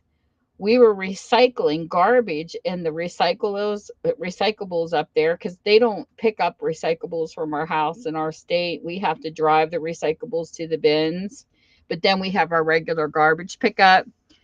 Well, me and Steven were up there putting stuff in the bins, and I said, say hi to Gail because her house is right across the street. We're over there waving to her. So I decided to call Penny, and her phone just rang and rang and rang. So I figured she was busy. She was gone. I didn't even know she was gone at that point. It was unbelievable. And I know you're supposed to go to church for the church. You're not supposed to be there for the people, but it's still hard when you lose people, you know.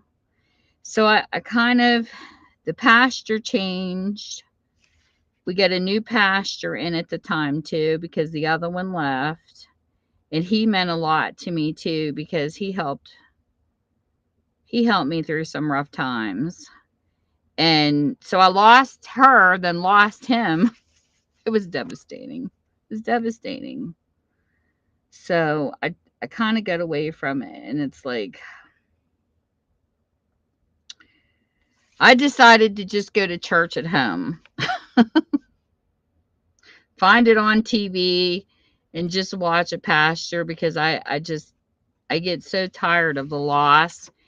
In Methodist church, I enjoyed it, but it's hard to, because they only have like so many years they come in, and then they do their pastoring, and then they get elected to stay for a period longer, and then they move on. So you get used to a pastor, and then they're gone, and it's awful. Especially, like we had pastors that had a rough time with that came through our church, because I've been there since I was a little girl, and their kids would get attached to the schools and everything here, and then they had to uproot them. Well, one of the pastors, he got away from the Methodist church. He actually went back and became a Presbyterian minister, Penny, so that he could stay in a church here in West Virginia. He loved it here so much that he changed his religion to stay in a church, because some religions, they can stay as long as they want, and some don't. Like our Christian church, a pastor can stay as long as he wants to,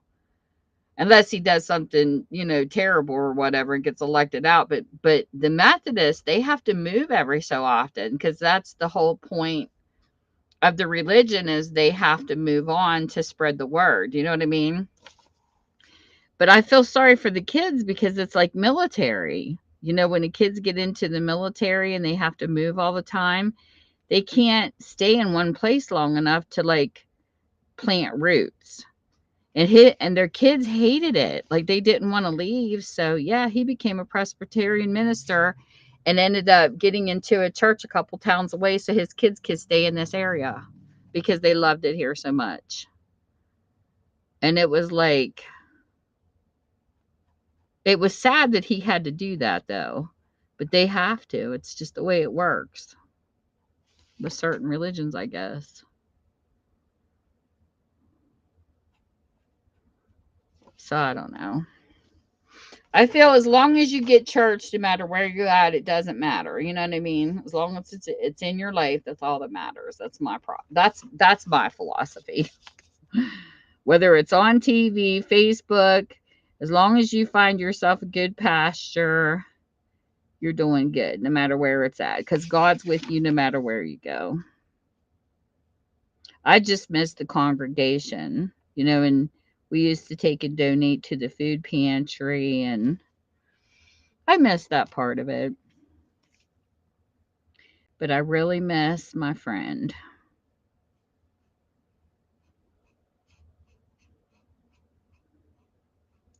She was a wonderful Sunday school teacher, for sure.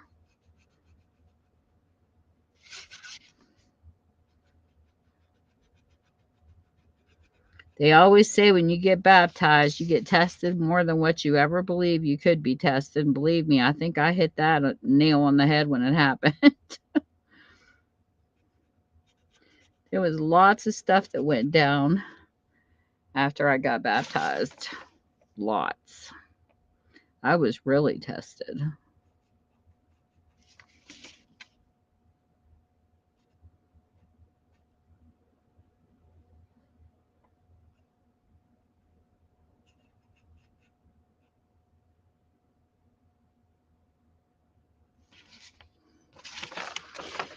You deserve to be happy. That's a good quote for the day.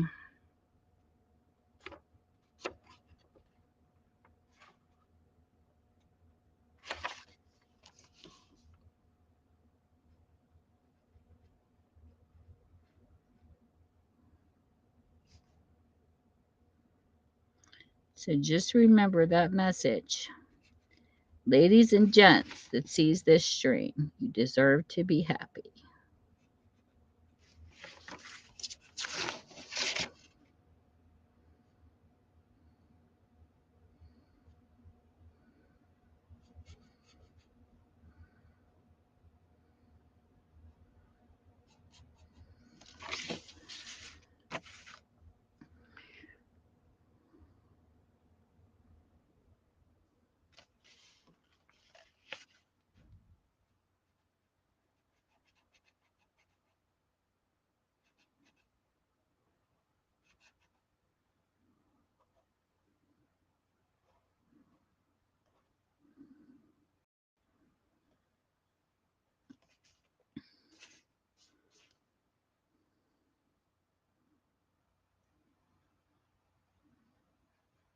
These coloring pages have a lot of little spots to color.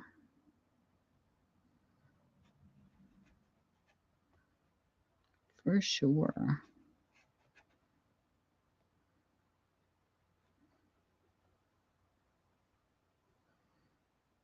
I like watching you color, Penny. You look cute. You know, I never thought it was one demonstration you had done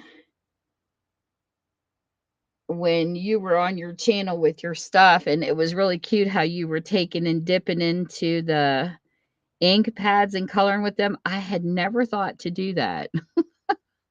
I was telling my husband, I said, I was watching Penny today. I said, I would have never thought to take a paintbrush and use my ink pads. That was definitely cute. You give some good tips on your channel.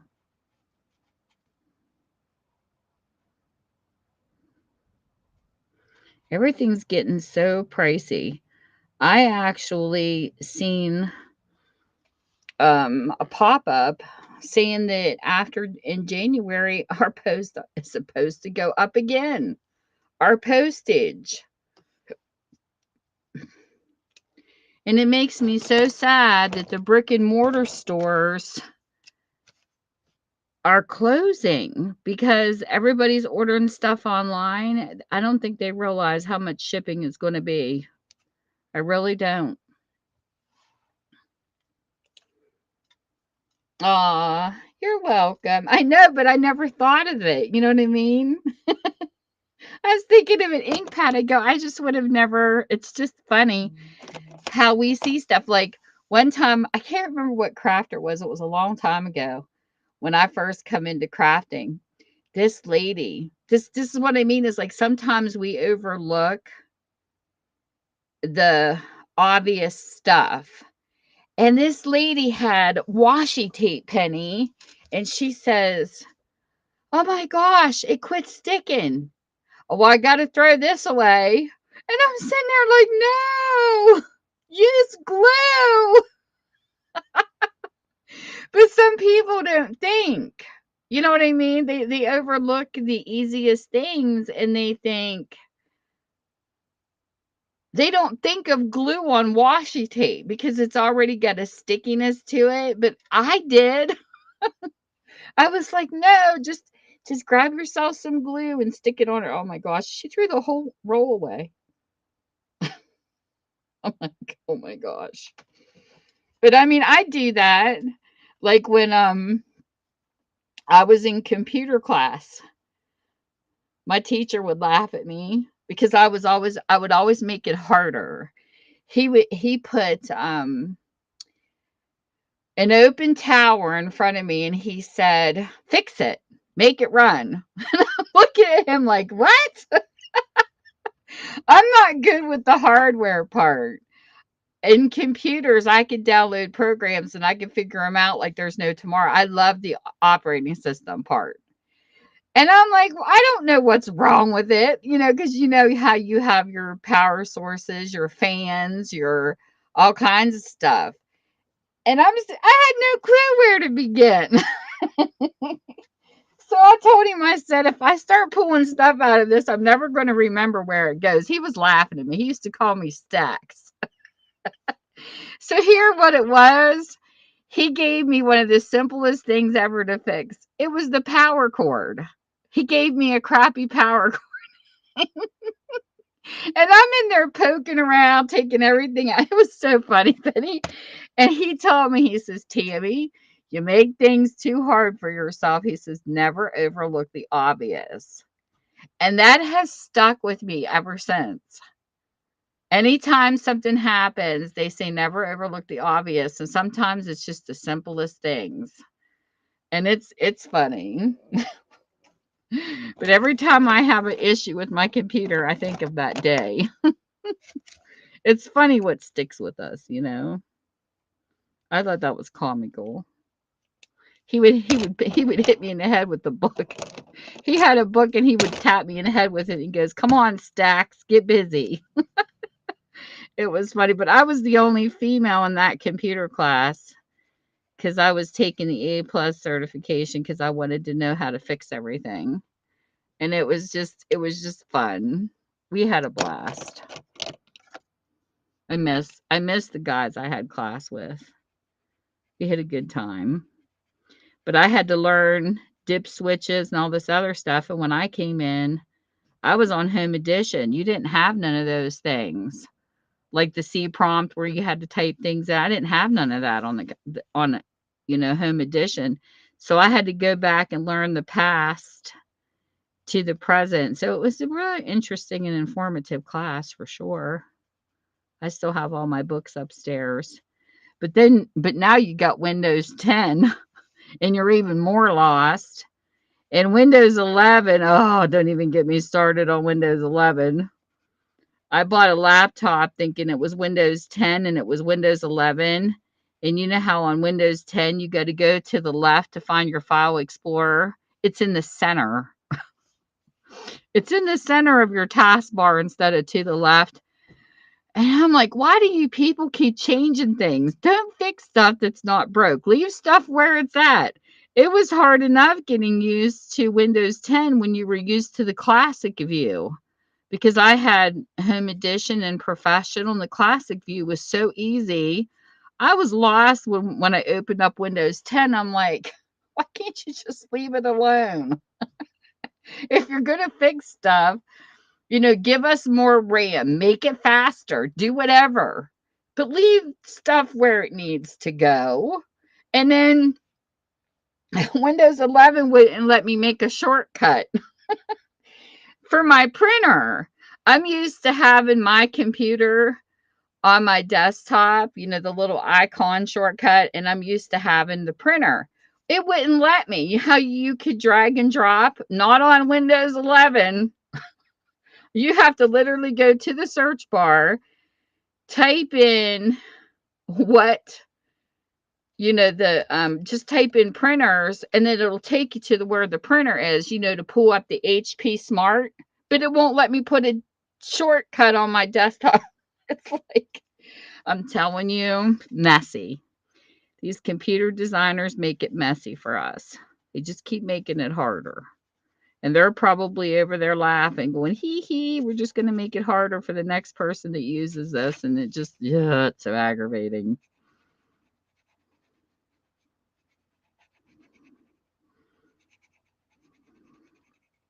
My daughter came in here. She's on computers and younger. And she's like, what the heck did they do? And she saw my Windows 11. Said, Jade, they just messed it up. Couldn't leave it alone.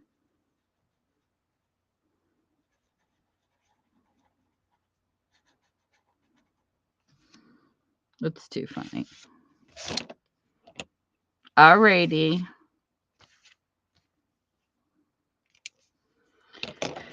I'm just going to be here coloring away.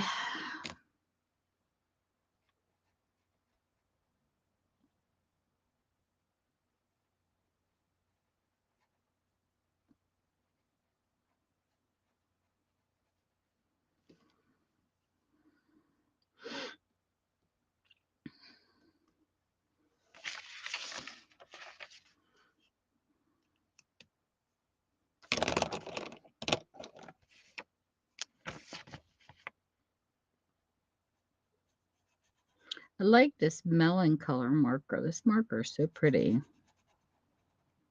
I think this is my favorite color. I love blue, but this is my favorite color in these markers.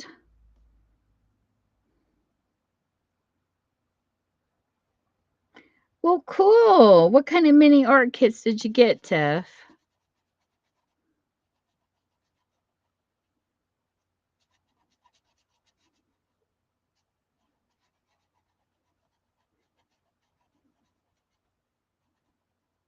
I'm not good at kits. I've never played with kits. The only thing I've ever ordered in the mail that's even close to a kit is when I used to get BoxyCharm. Makeup. Jemmy! There's beautiful Jemmy. And how are you? I just coloring my world away.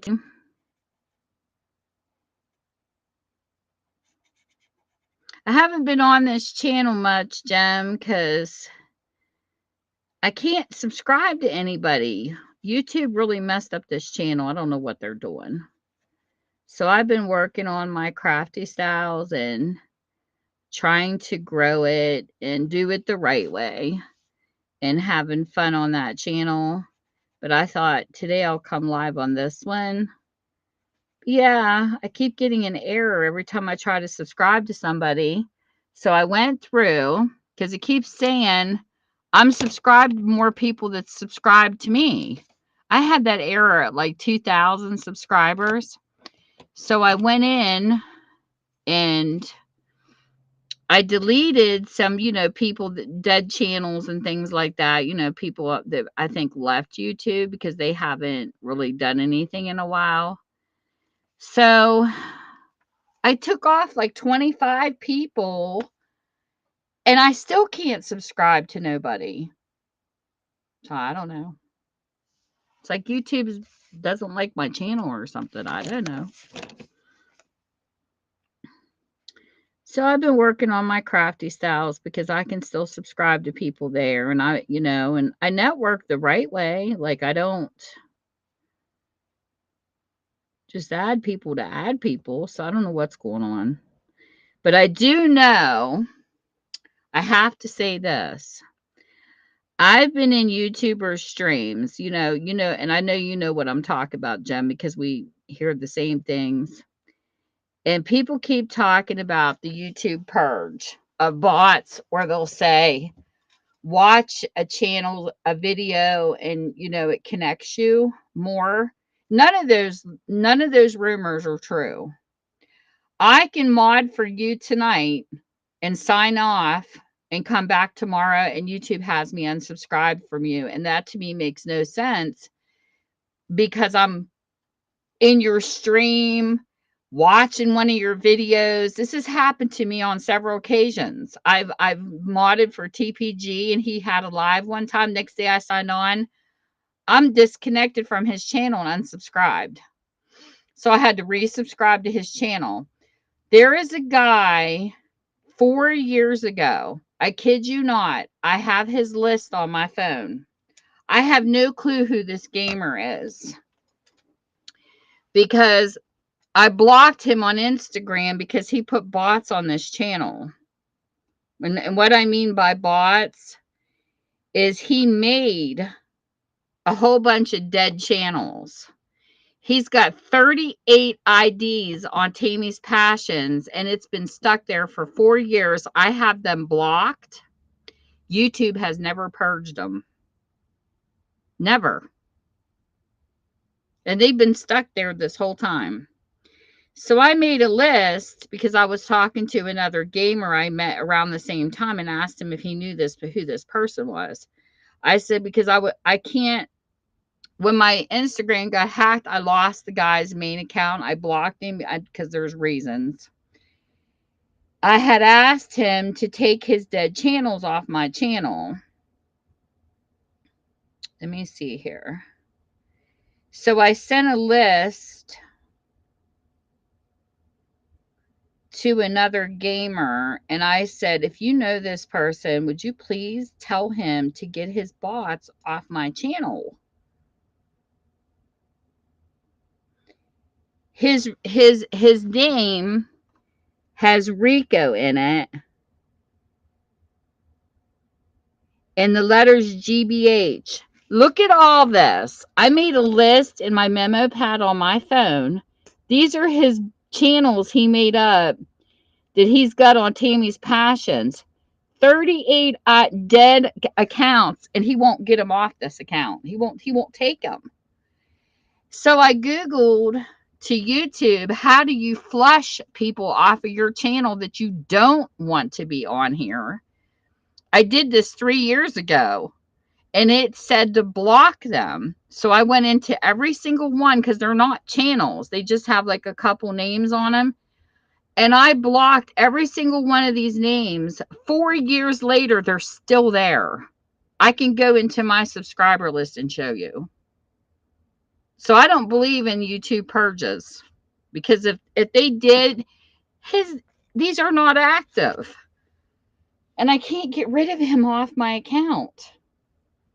So the gamer that I talked to, he told me he recognized one of the IDs on here, but he said he doesn't know how to get a hold of the person.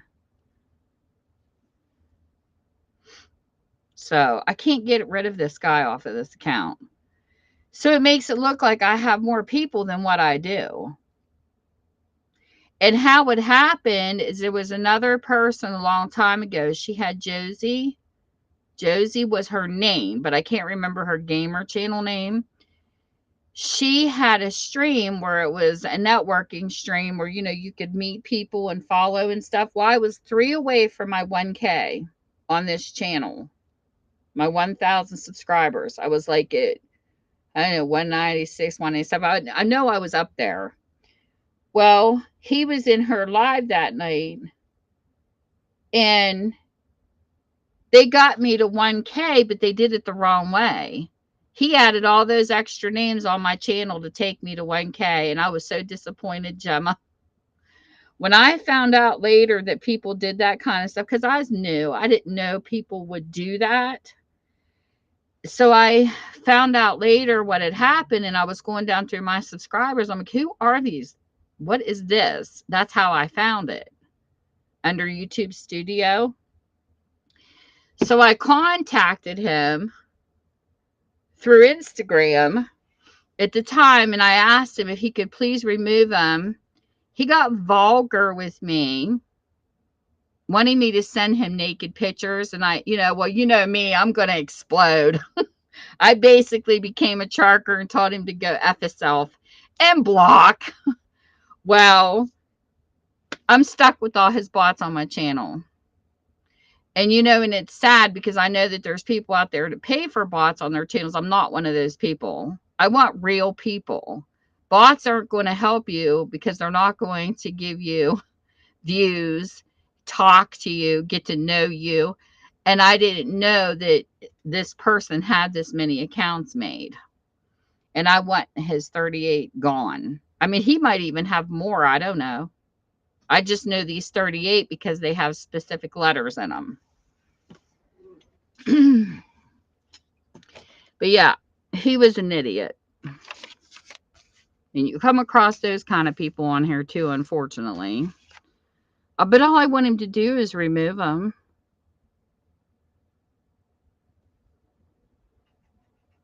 I don't know, Jim, but I feel that if YouTube really purges, they should have taken his bots off of my channel. They're not active. They've never left me messages. I never got one message or view from one of them channels, and they're not flushing them. So if YouTube really does a purge, why haven't they purged him off my channel?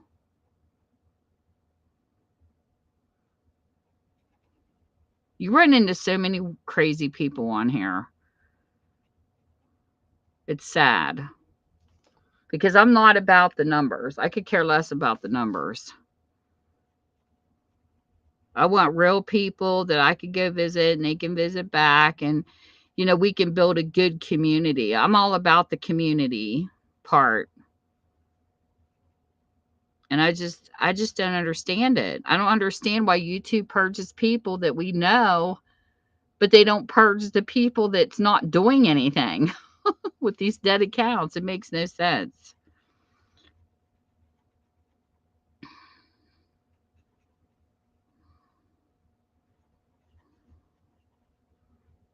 I don't get why people do that kind of stuff anyways. I have 2 accounts on here, period. 2. My Crafty Styles and Tammy's Passions. They are both active. They will both give views. They will both come to your lives. They're not dead. They're not just sitting there.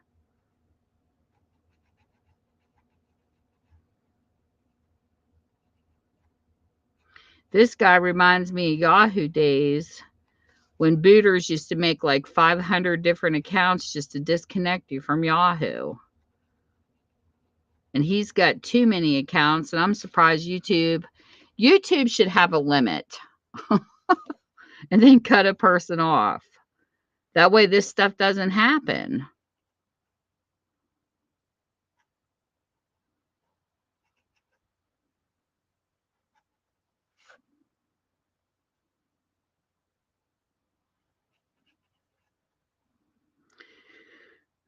It's crazy. What? Oh my goodness, that's terrible. Oh, thank you, Tiff. Oh my gosh, that video was so funny. I laughed so hard. The naughty video, Tiff. That was crazy. What is wrong with people? I mean, like, really, Gemma, why would a person even begin to even fake something like that? People, don't listen to them.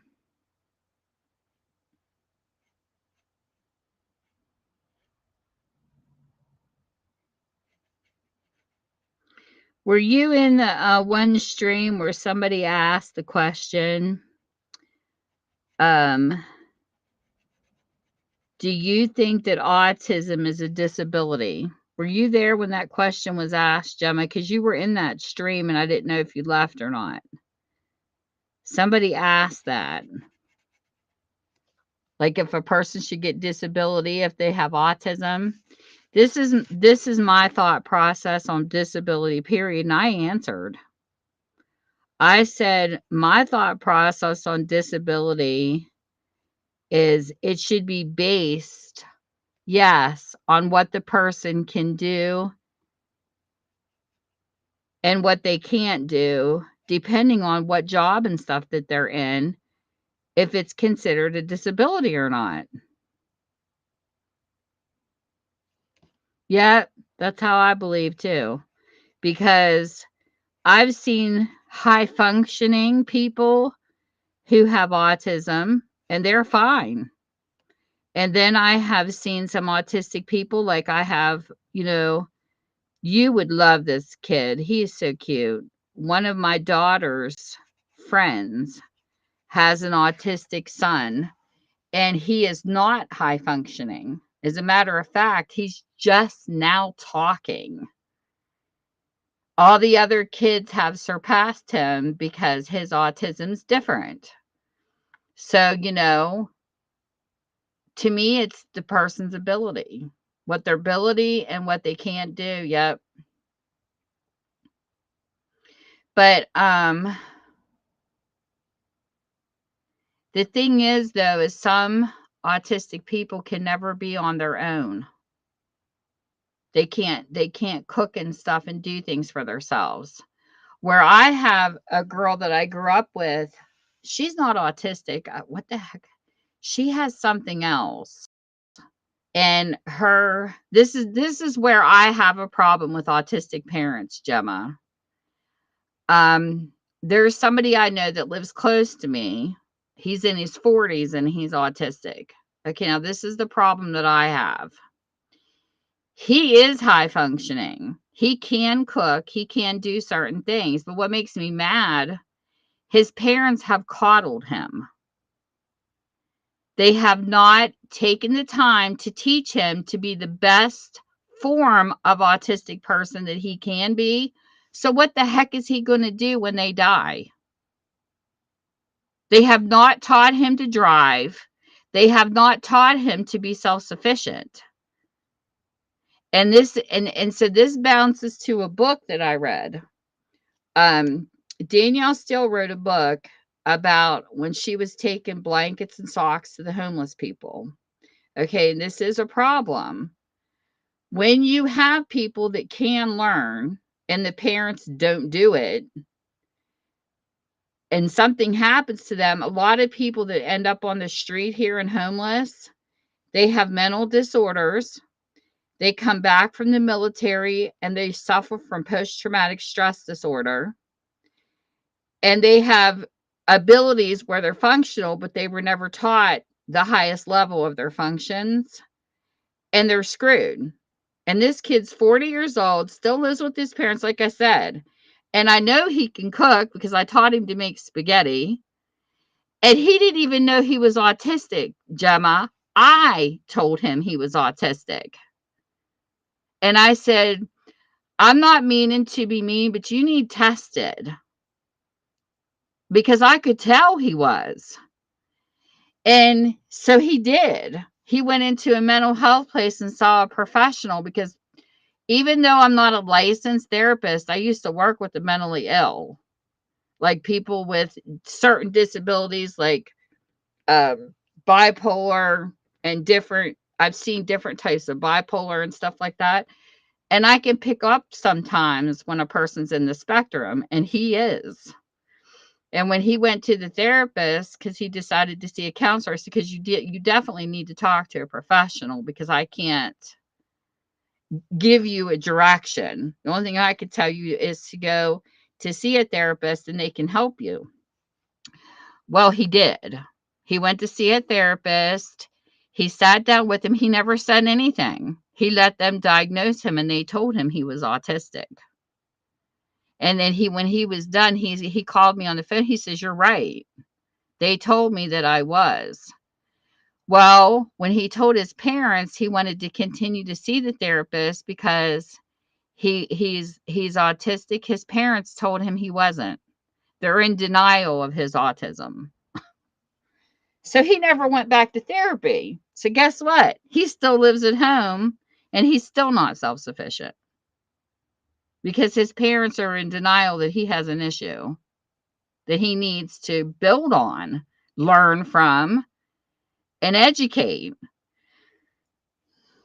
And sometimes you have that. Parents in denial that their kids have an issue of any kind here. A lot of parents are in denial of stuff. But I feel for him because, like I said, his parents are in their 70s and they have never taught him his full potential of autism, how to take care of himself. And when they die, he's going to be screwed and he has no place to go. He told me, he says, he says, I'll come and live with you and Mike. I said, you can't. We can't afford to take on a person like that. And I told him, I said, we're getting up in age too. But he said that he might live with his brother or something. I don't know. But that's sad. It is. It's terrible. Because like I said, he can cook, but he don't drive. And so when he was here, how I got to know him, he was walking past my bookstore one day and he decided to come in to check it out. Well, I hired him part-time to help me put the login because at one point I was trying to get my store set up on Wix.com. Very good with the computer. He can sit down with the computer like there's no tomorrow. And we had it set up like Goodreads where it had like the synopsis in it. You should have seen his face because he helped me for like, a period of time. I gave him like a couple $100 because he worked here part-time. It was just a short period. And he turned around, he says, "Oh my gosh, this is like the most money I ever made in my life." He was so excited over that $200. And I told him, I said, "I wish I could hire you full-time," but he knew what he was doing. That's what I'm saying, but he still lives with his parents, 40 years old. And I just think it's sad that they're not doing anything to help him. But then he ended up with a girlfriend, and then I didn't hear from him again. So he is off in his own little world. But I don't know. I don't know what happened to him after he left here. Hey, Nikki! Did you get a Christmas card from me? Did it say Tammy and Mike? If it said Tammy and Mike, then it probably was from me.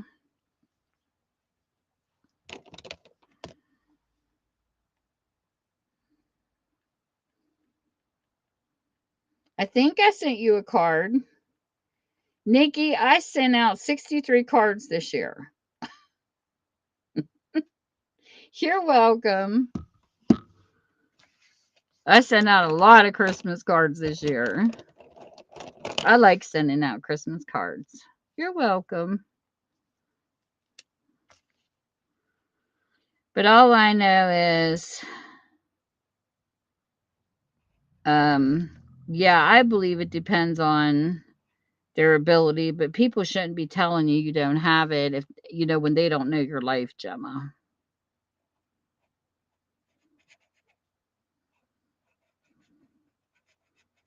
That's rude. Well, my cousin, we've had relatives that messaged me through Facebook that didn't send Christmas cards out this year, Nikki, but that's okay. I enjoy Christmas cards because I like seeing what's out there because they have some really pretty cards out this year.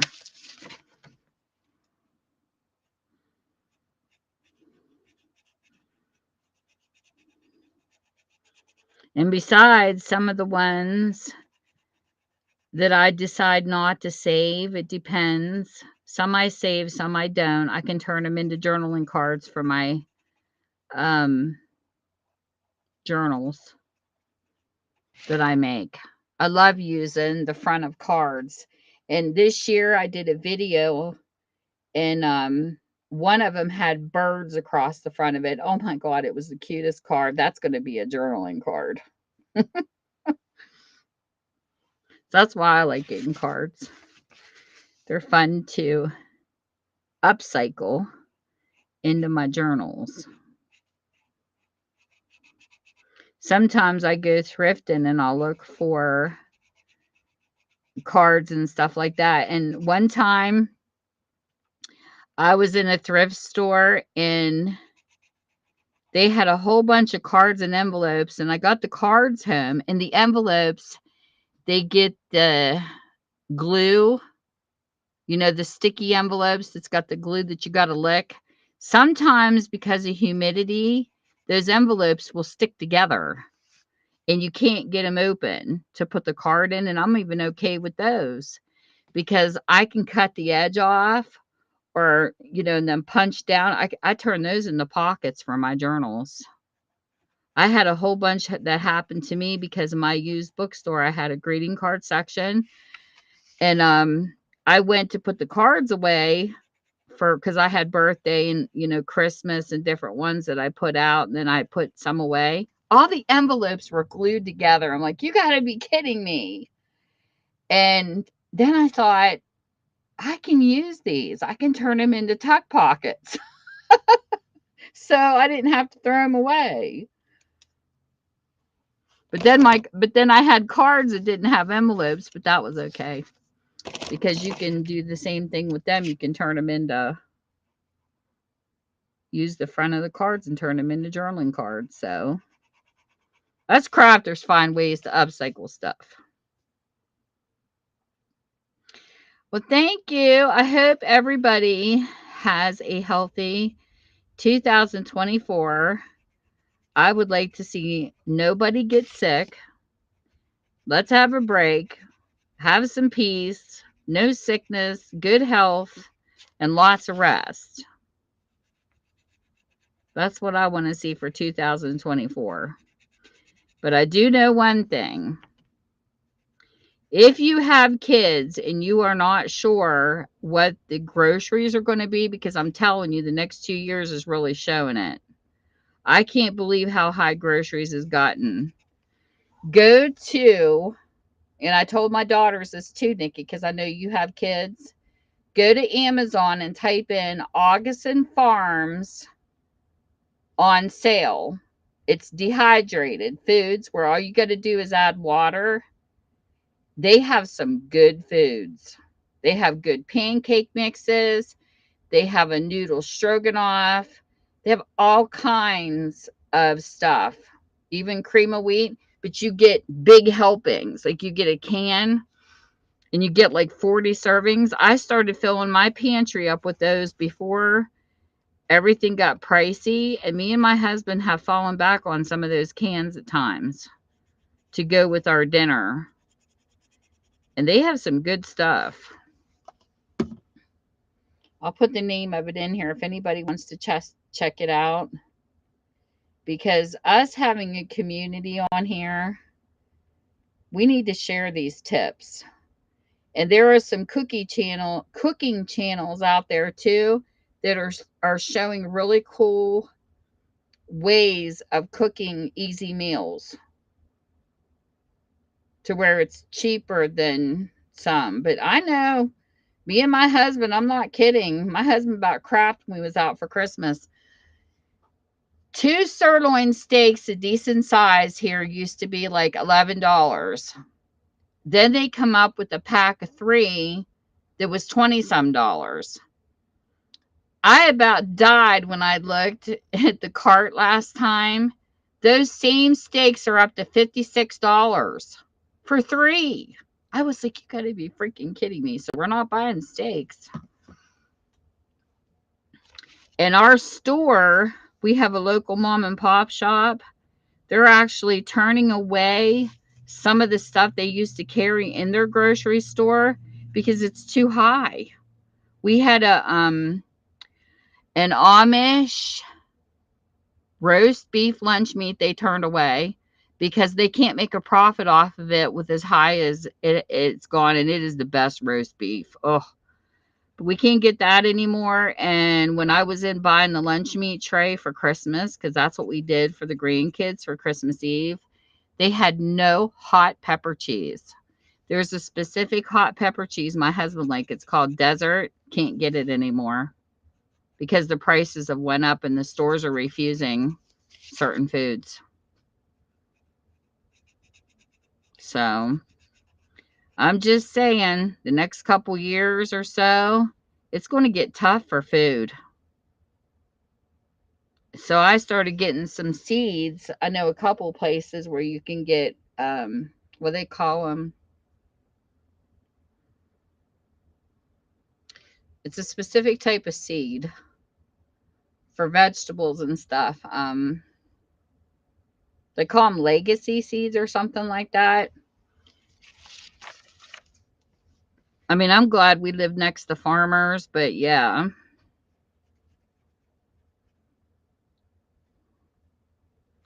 The legacy seeds are supposed to work because they're making foods now that even though some have seeds and some don't, it's like they're trying to take away our growth. And we had pepper seeds, green pepper seeds. And me and my husband were testing it. And we tried to regrow seeds from the green peppers last year. You know, not one of them bloomed. Not one. And Patira, she does a homestead channel. She got seeds from the dollar store and had seeds from her previous gardening. The previous gardening, she planted 2 rows. The previous gardening ones, the legacy ones, regrew, but the ones she got from the store, not one of them bloomed. That's kind of scary when you're getting seeds in the store that's not working. So we've been testing things here. So I want to thank Brandon, who is Tennessee Fish Keeper, that comes in here. Thank you so much for the tomato seeds that you sent me in my Christmas card. That was awesome. So I told my husband we're going to plant a garden. I want at least some things that I usually use. I would like to put a blackberry bush to grow blackberries out in the yard. I would like to put a walnut tree and an apple tree in our yard, food producing trees and plants, because you just never know. So that's going to be my goal this year.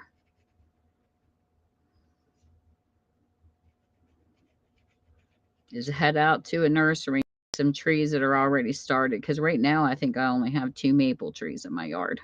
But I want to put some food producing trees because, hey, I can make applesauce. I love applesauce.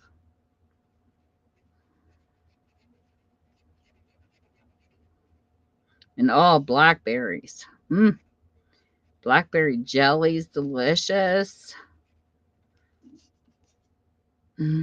I bought a blackberry butter and pumpkin butter from a farm that sells it on Whatnot. And oh my gosh, is it so good. And I actually got some for my daughter and some for my mother-in-law for Christmas. The blackberry butter, it is scrumptious. I think we're getting back to food, clothing, and shelter is what people are going to be working on. I know I love blackberries. Blackberries are so good, Tiff.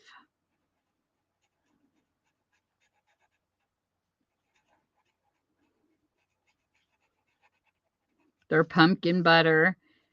And then, of course, apple butter is good too. But they have pumpkin butter and blackberry butter. It's called Franklin Hill Farms or something on Whatnot sells it. So I bought some and they shipped it to me, and it is delicious. It's good.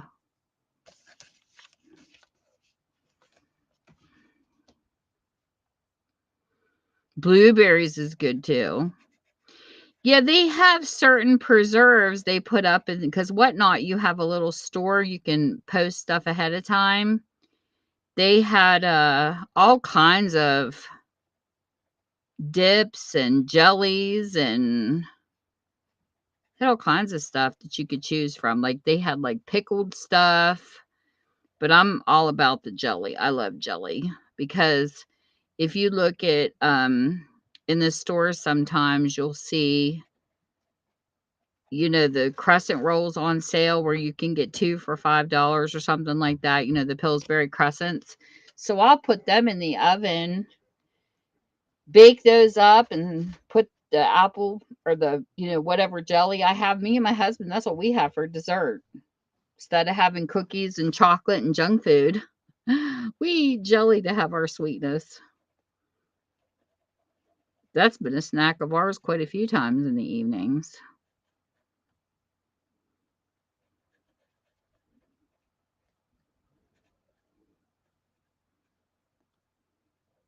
But I like watching some of the food channels on here because they teach you shortcuts. Like certain things that you can use. It's like a poor man's meal. I remember when my kids were little, I used to take English muffins and make pizza.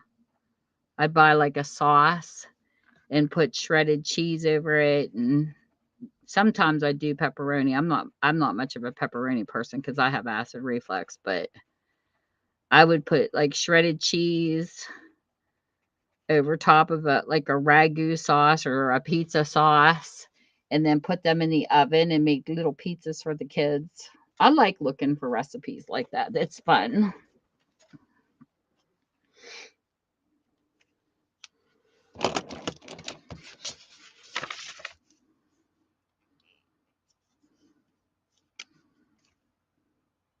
And my daughter, she goes on Pinterest and she'll look up because she's got a family of 6 with her husband and her 4 kids.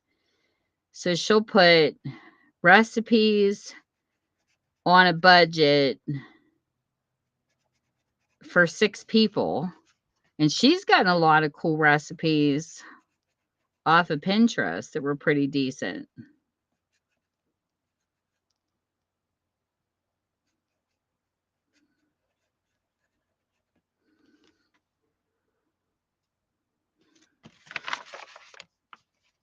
So I like it when you can find deals.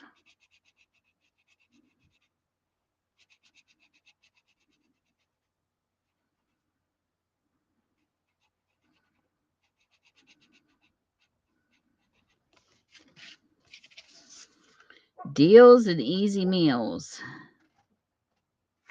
You hear my puppy barking? She's barking at my hubby upstairs. She gives him puppytude.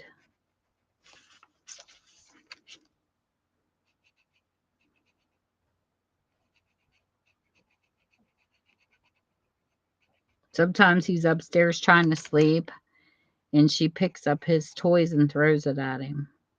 She picks up her toys and tosses at him. It's so funny. Or he'll have his legs down on a chair, and she jumps on his slippers trying to bite his feet. She's a riot.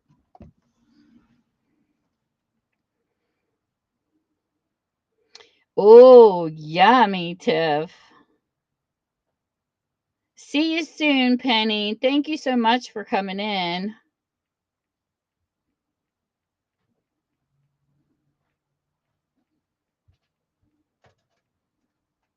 Take care, sweet lady. I love bananas and watermelon. Oh, grapes, I have to be in the mood for them, but I love grape juice. I like juices more than I do fruits. But blackberries, I like picking those fresh off the bush and eating them. But the watermelon, sometimes the local stores here will cut them up in little dishes. Oh my goodness, I love bringing them home. My dog loves watermelon. Me and her will sit and eat watermelon because it's healthy for her too.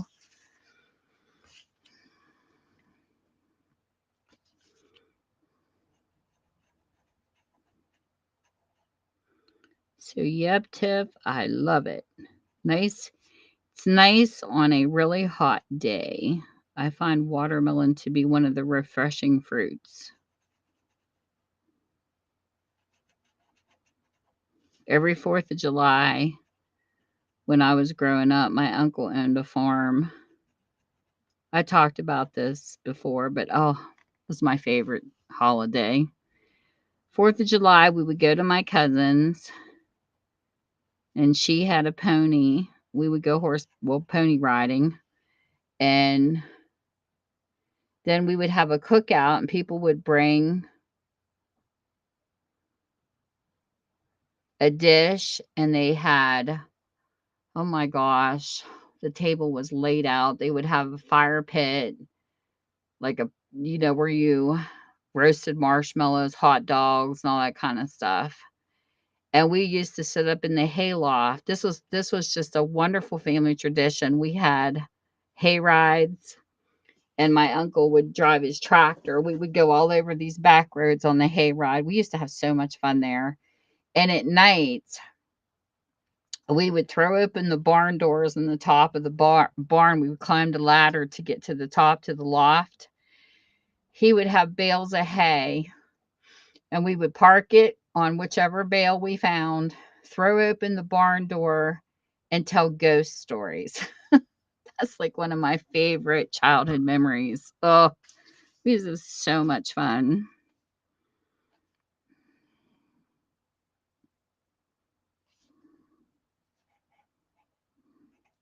I miss those days.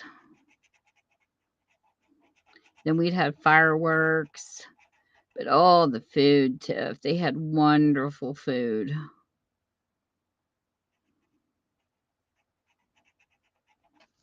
My uncle passed away, and it was one of the traditions that was really sad to say goodbye to. Now, his son, at the family reunion that we have, his son does the hayride now. Still down the same roads.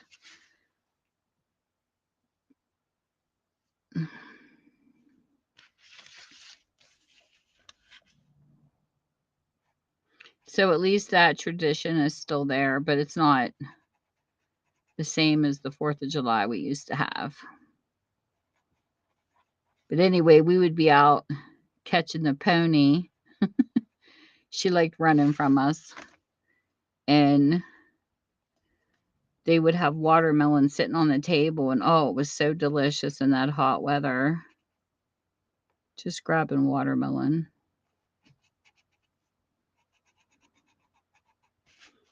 It was yummy, yummy, yummy.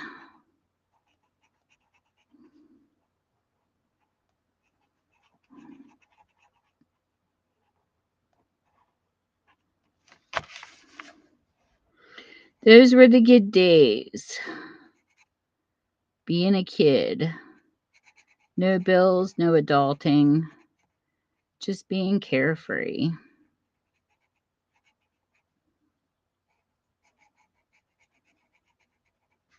Enjoying your childhood.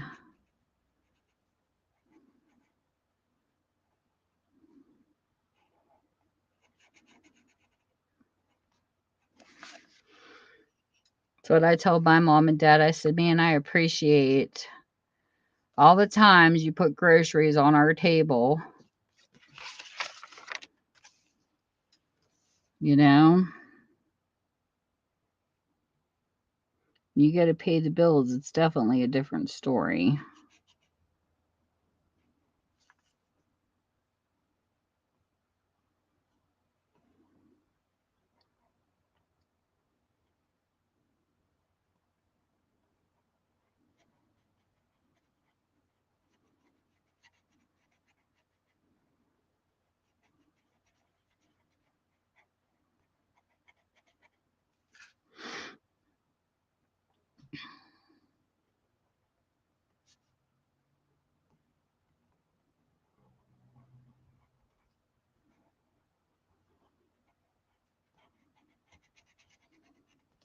I didn't realize that this page was going to take this long to color, Tiff.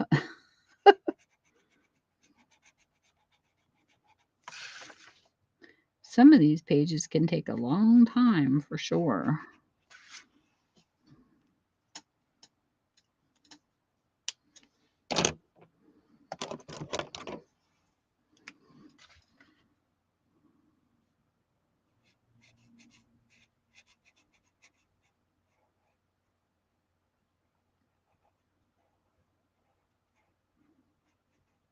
This was fun coming live in the day, though.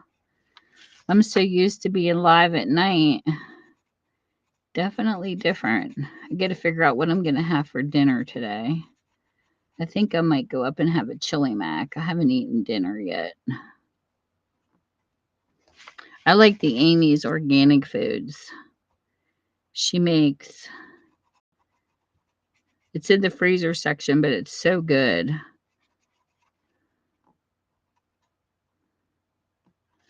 She makes a tofu dish with shredded potatoes like you have for breakfast. And there's a chili mac dish. There's it's called PENNE. It's a spinach and noodle dish. It's really good. And I think she has, what is it? Cauliflower instead of noodles for her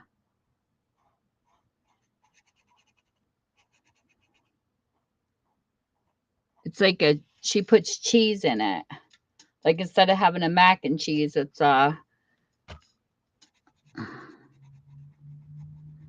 cauliflower. But they look like noodles. Or rice or something. I don't know, but it's a really good dish. Okay, so I think what I'm going to do for the bottom is I might finish this in green. Because I got a lot of blues, lots of reds. Put a little more green into it. But yeah, these markers are very pigmented and very pretty.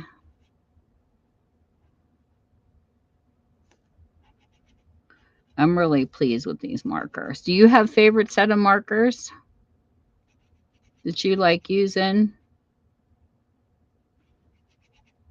I don't think I've ever seen you color on your channel.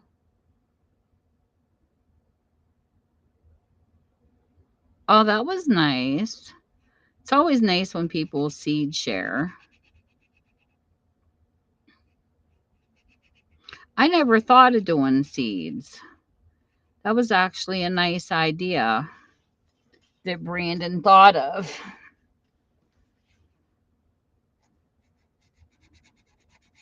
That's a nice gift. I stuck some die cuts in my cards. Oh, yes, the scented markers are cool. I think I have some of those upstairs too. My grandkids love those too.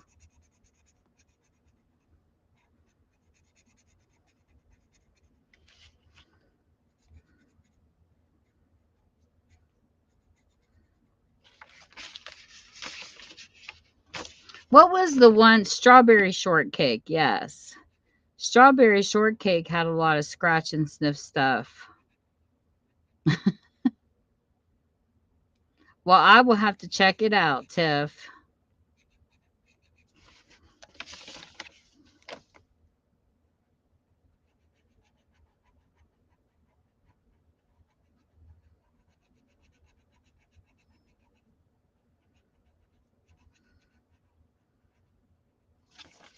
I'll have to save the link.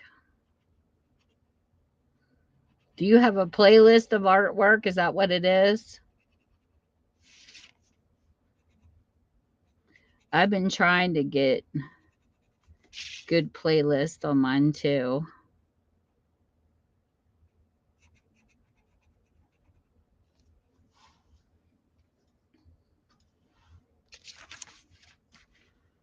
And then this piece, another little swirly. While my cam is holding up, it's staying in focus so far, which is good. I'm liking this camera. It's doing really good, but we'll give it a while. I like giving things about a few months before I decide. So far, my light from the Dollar Tree over here, this ring light, it has stayed on, except one time it went off earlier in the live. Other than that, excuse me, it seems to be working pretty good. So that's a good thing. For $5, I mean, I didn't really have high expectations.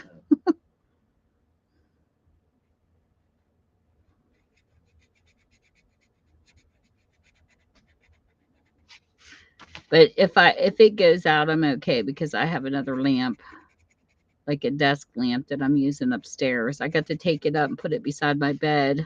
So when I read at night, I can just turn it off and go to sleep.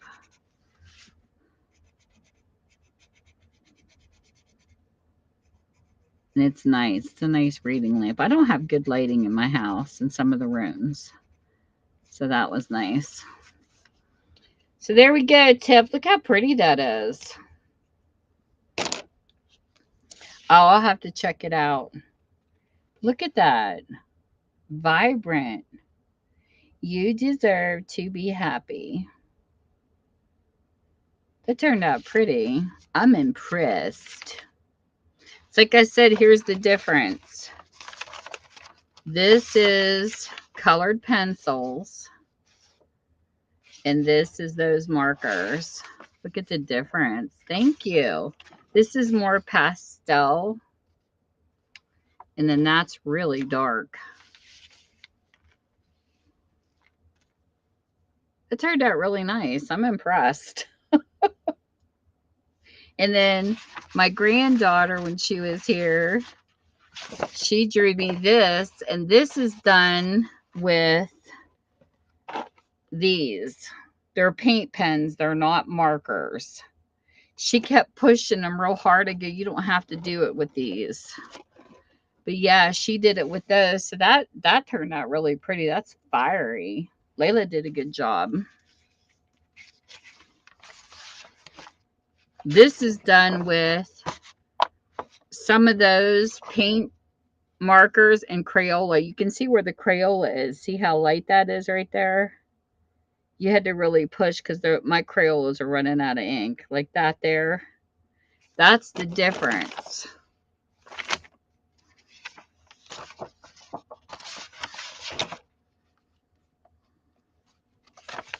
But yeah, I like trying different things. But these colored pencils, they're nothing spectacular. They're not like a name brand or anything. They're just kid set. I can't even remember where I got these.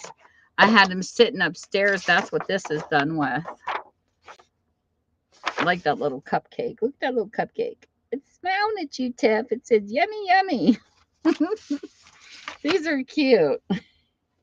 And then and then on the back of these, the thing that was different about this is the papers in this book. When you flip through this inspirational one, all the pages on the back are black. Almost looks like carbon copies, doesn't it?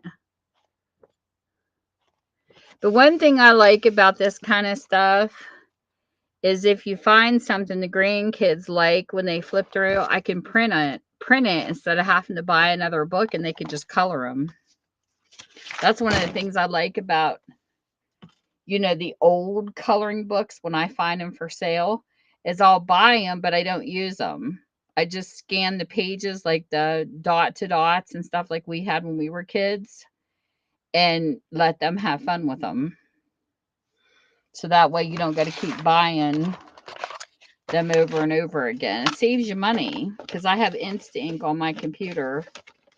So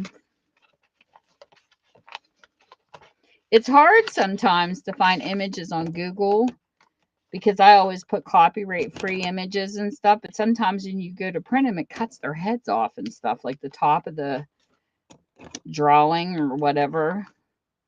So I've been buying coloring books and just copying them and letting the kids have at it. I made them up folders. It's not like you're reselling them, so it's not really a copyright infringement.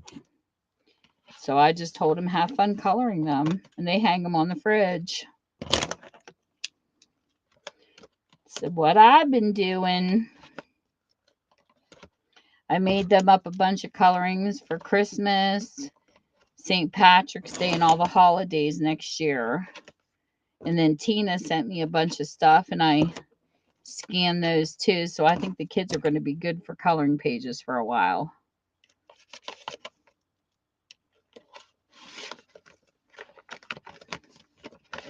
And they're all back in here. But yeah, these are my favorite markers. They really are. I really like these markers. I bought these off of a YouTuber that had a sale. So that's it for today. I'm going to go upstairs, and thanks everybody for coming in to spend time with us and said hello.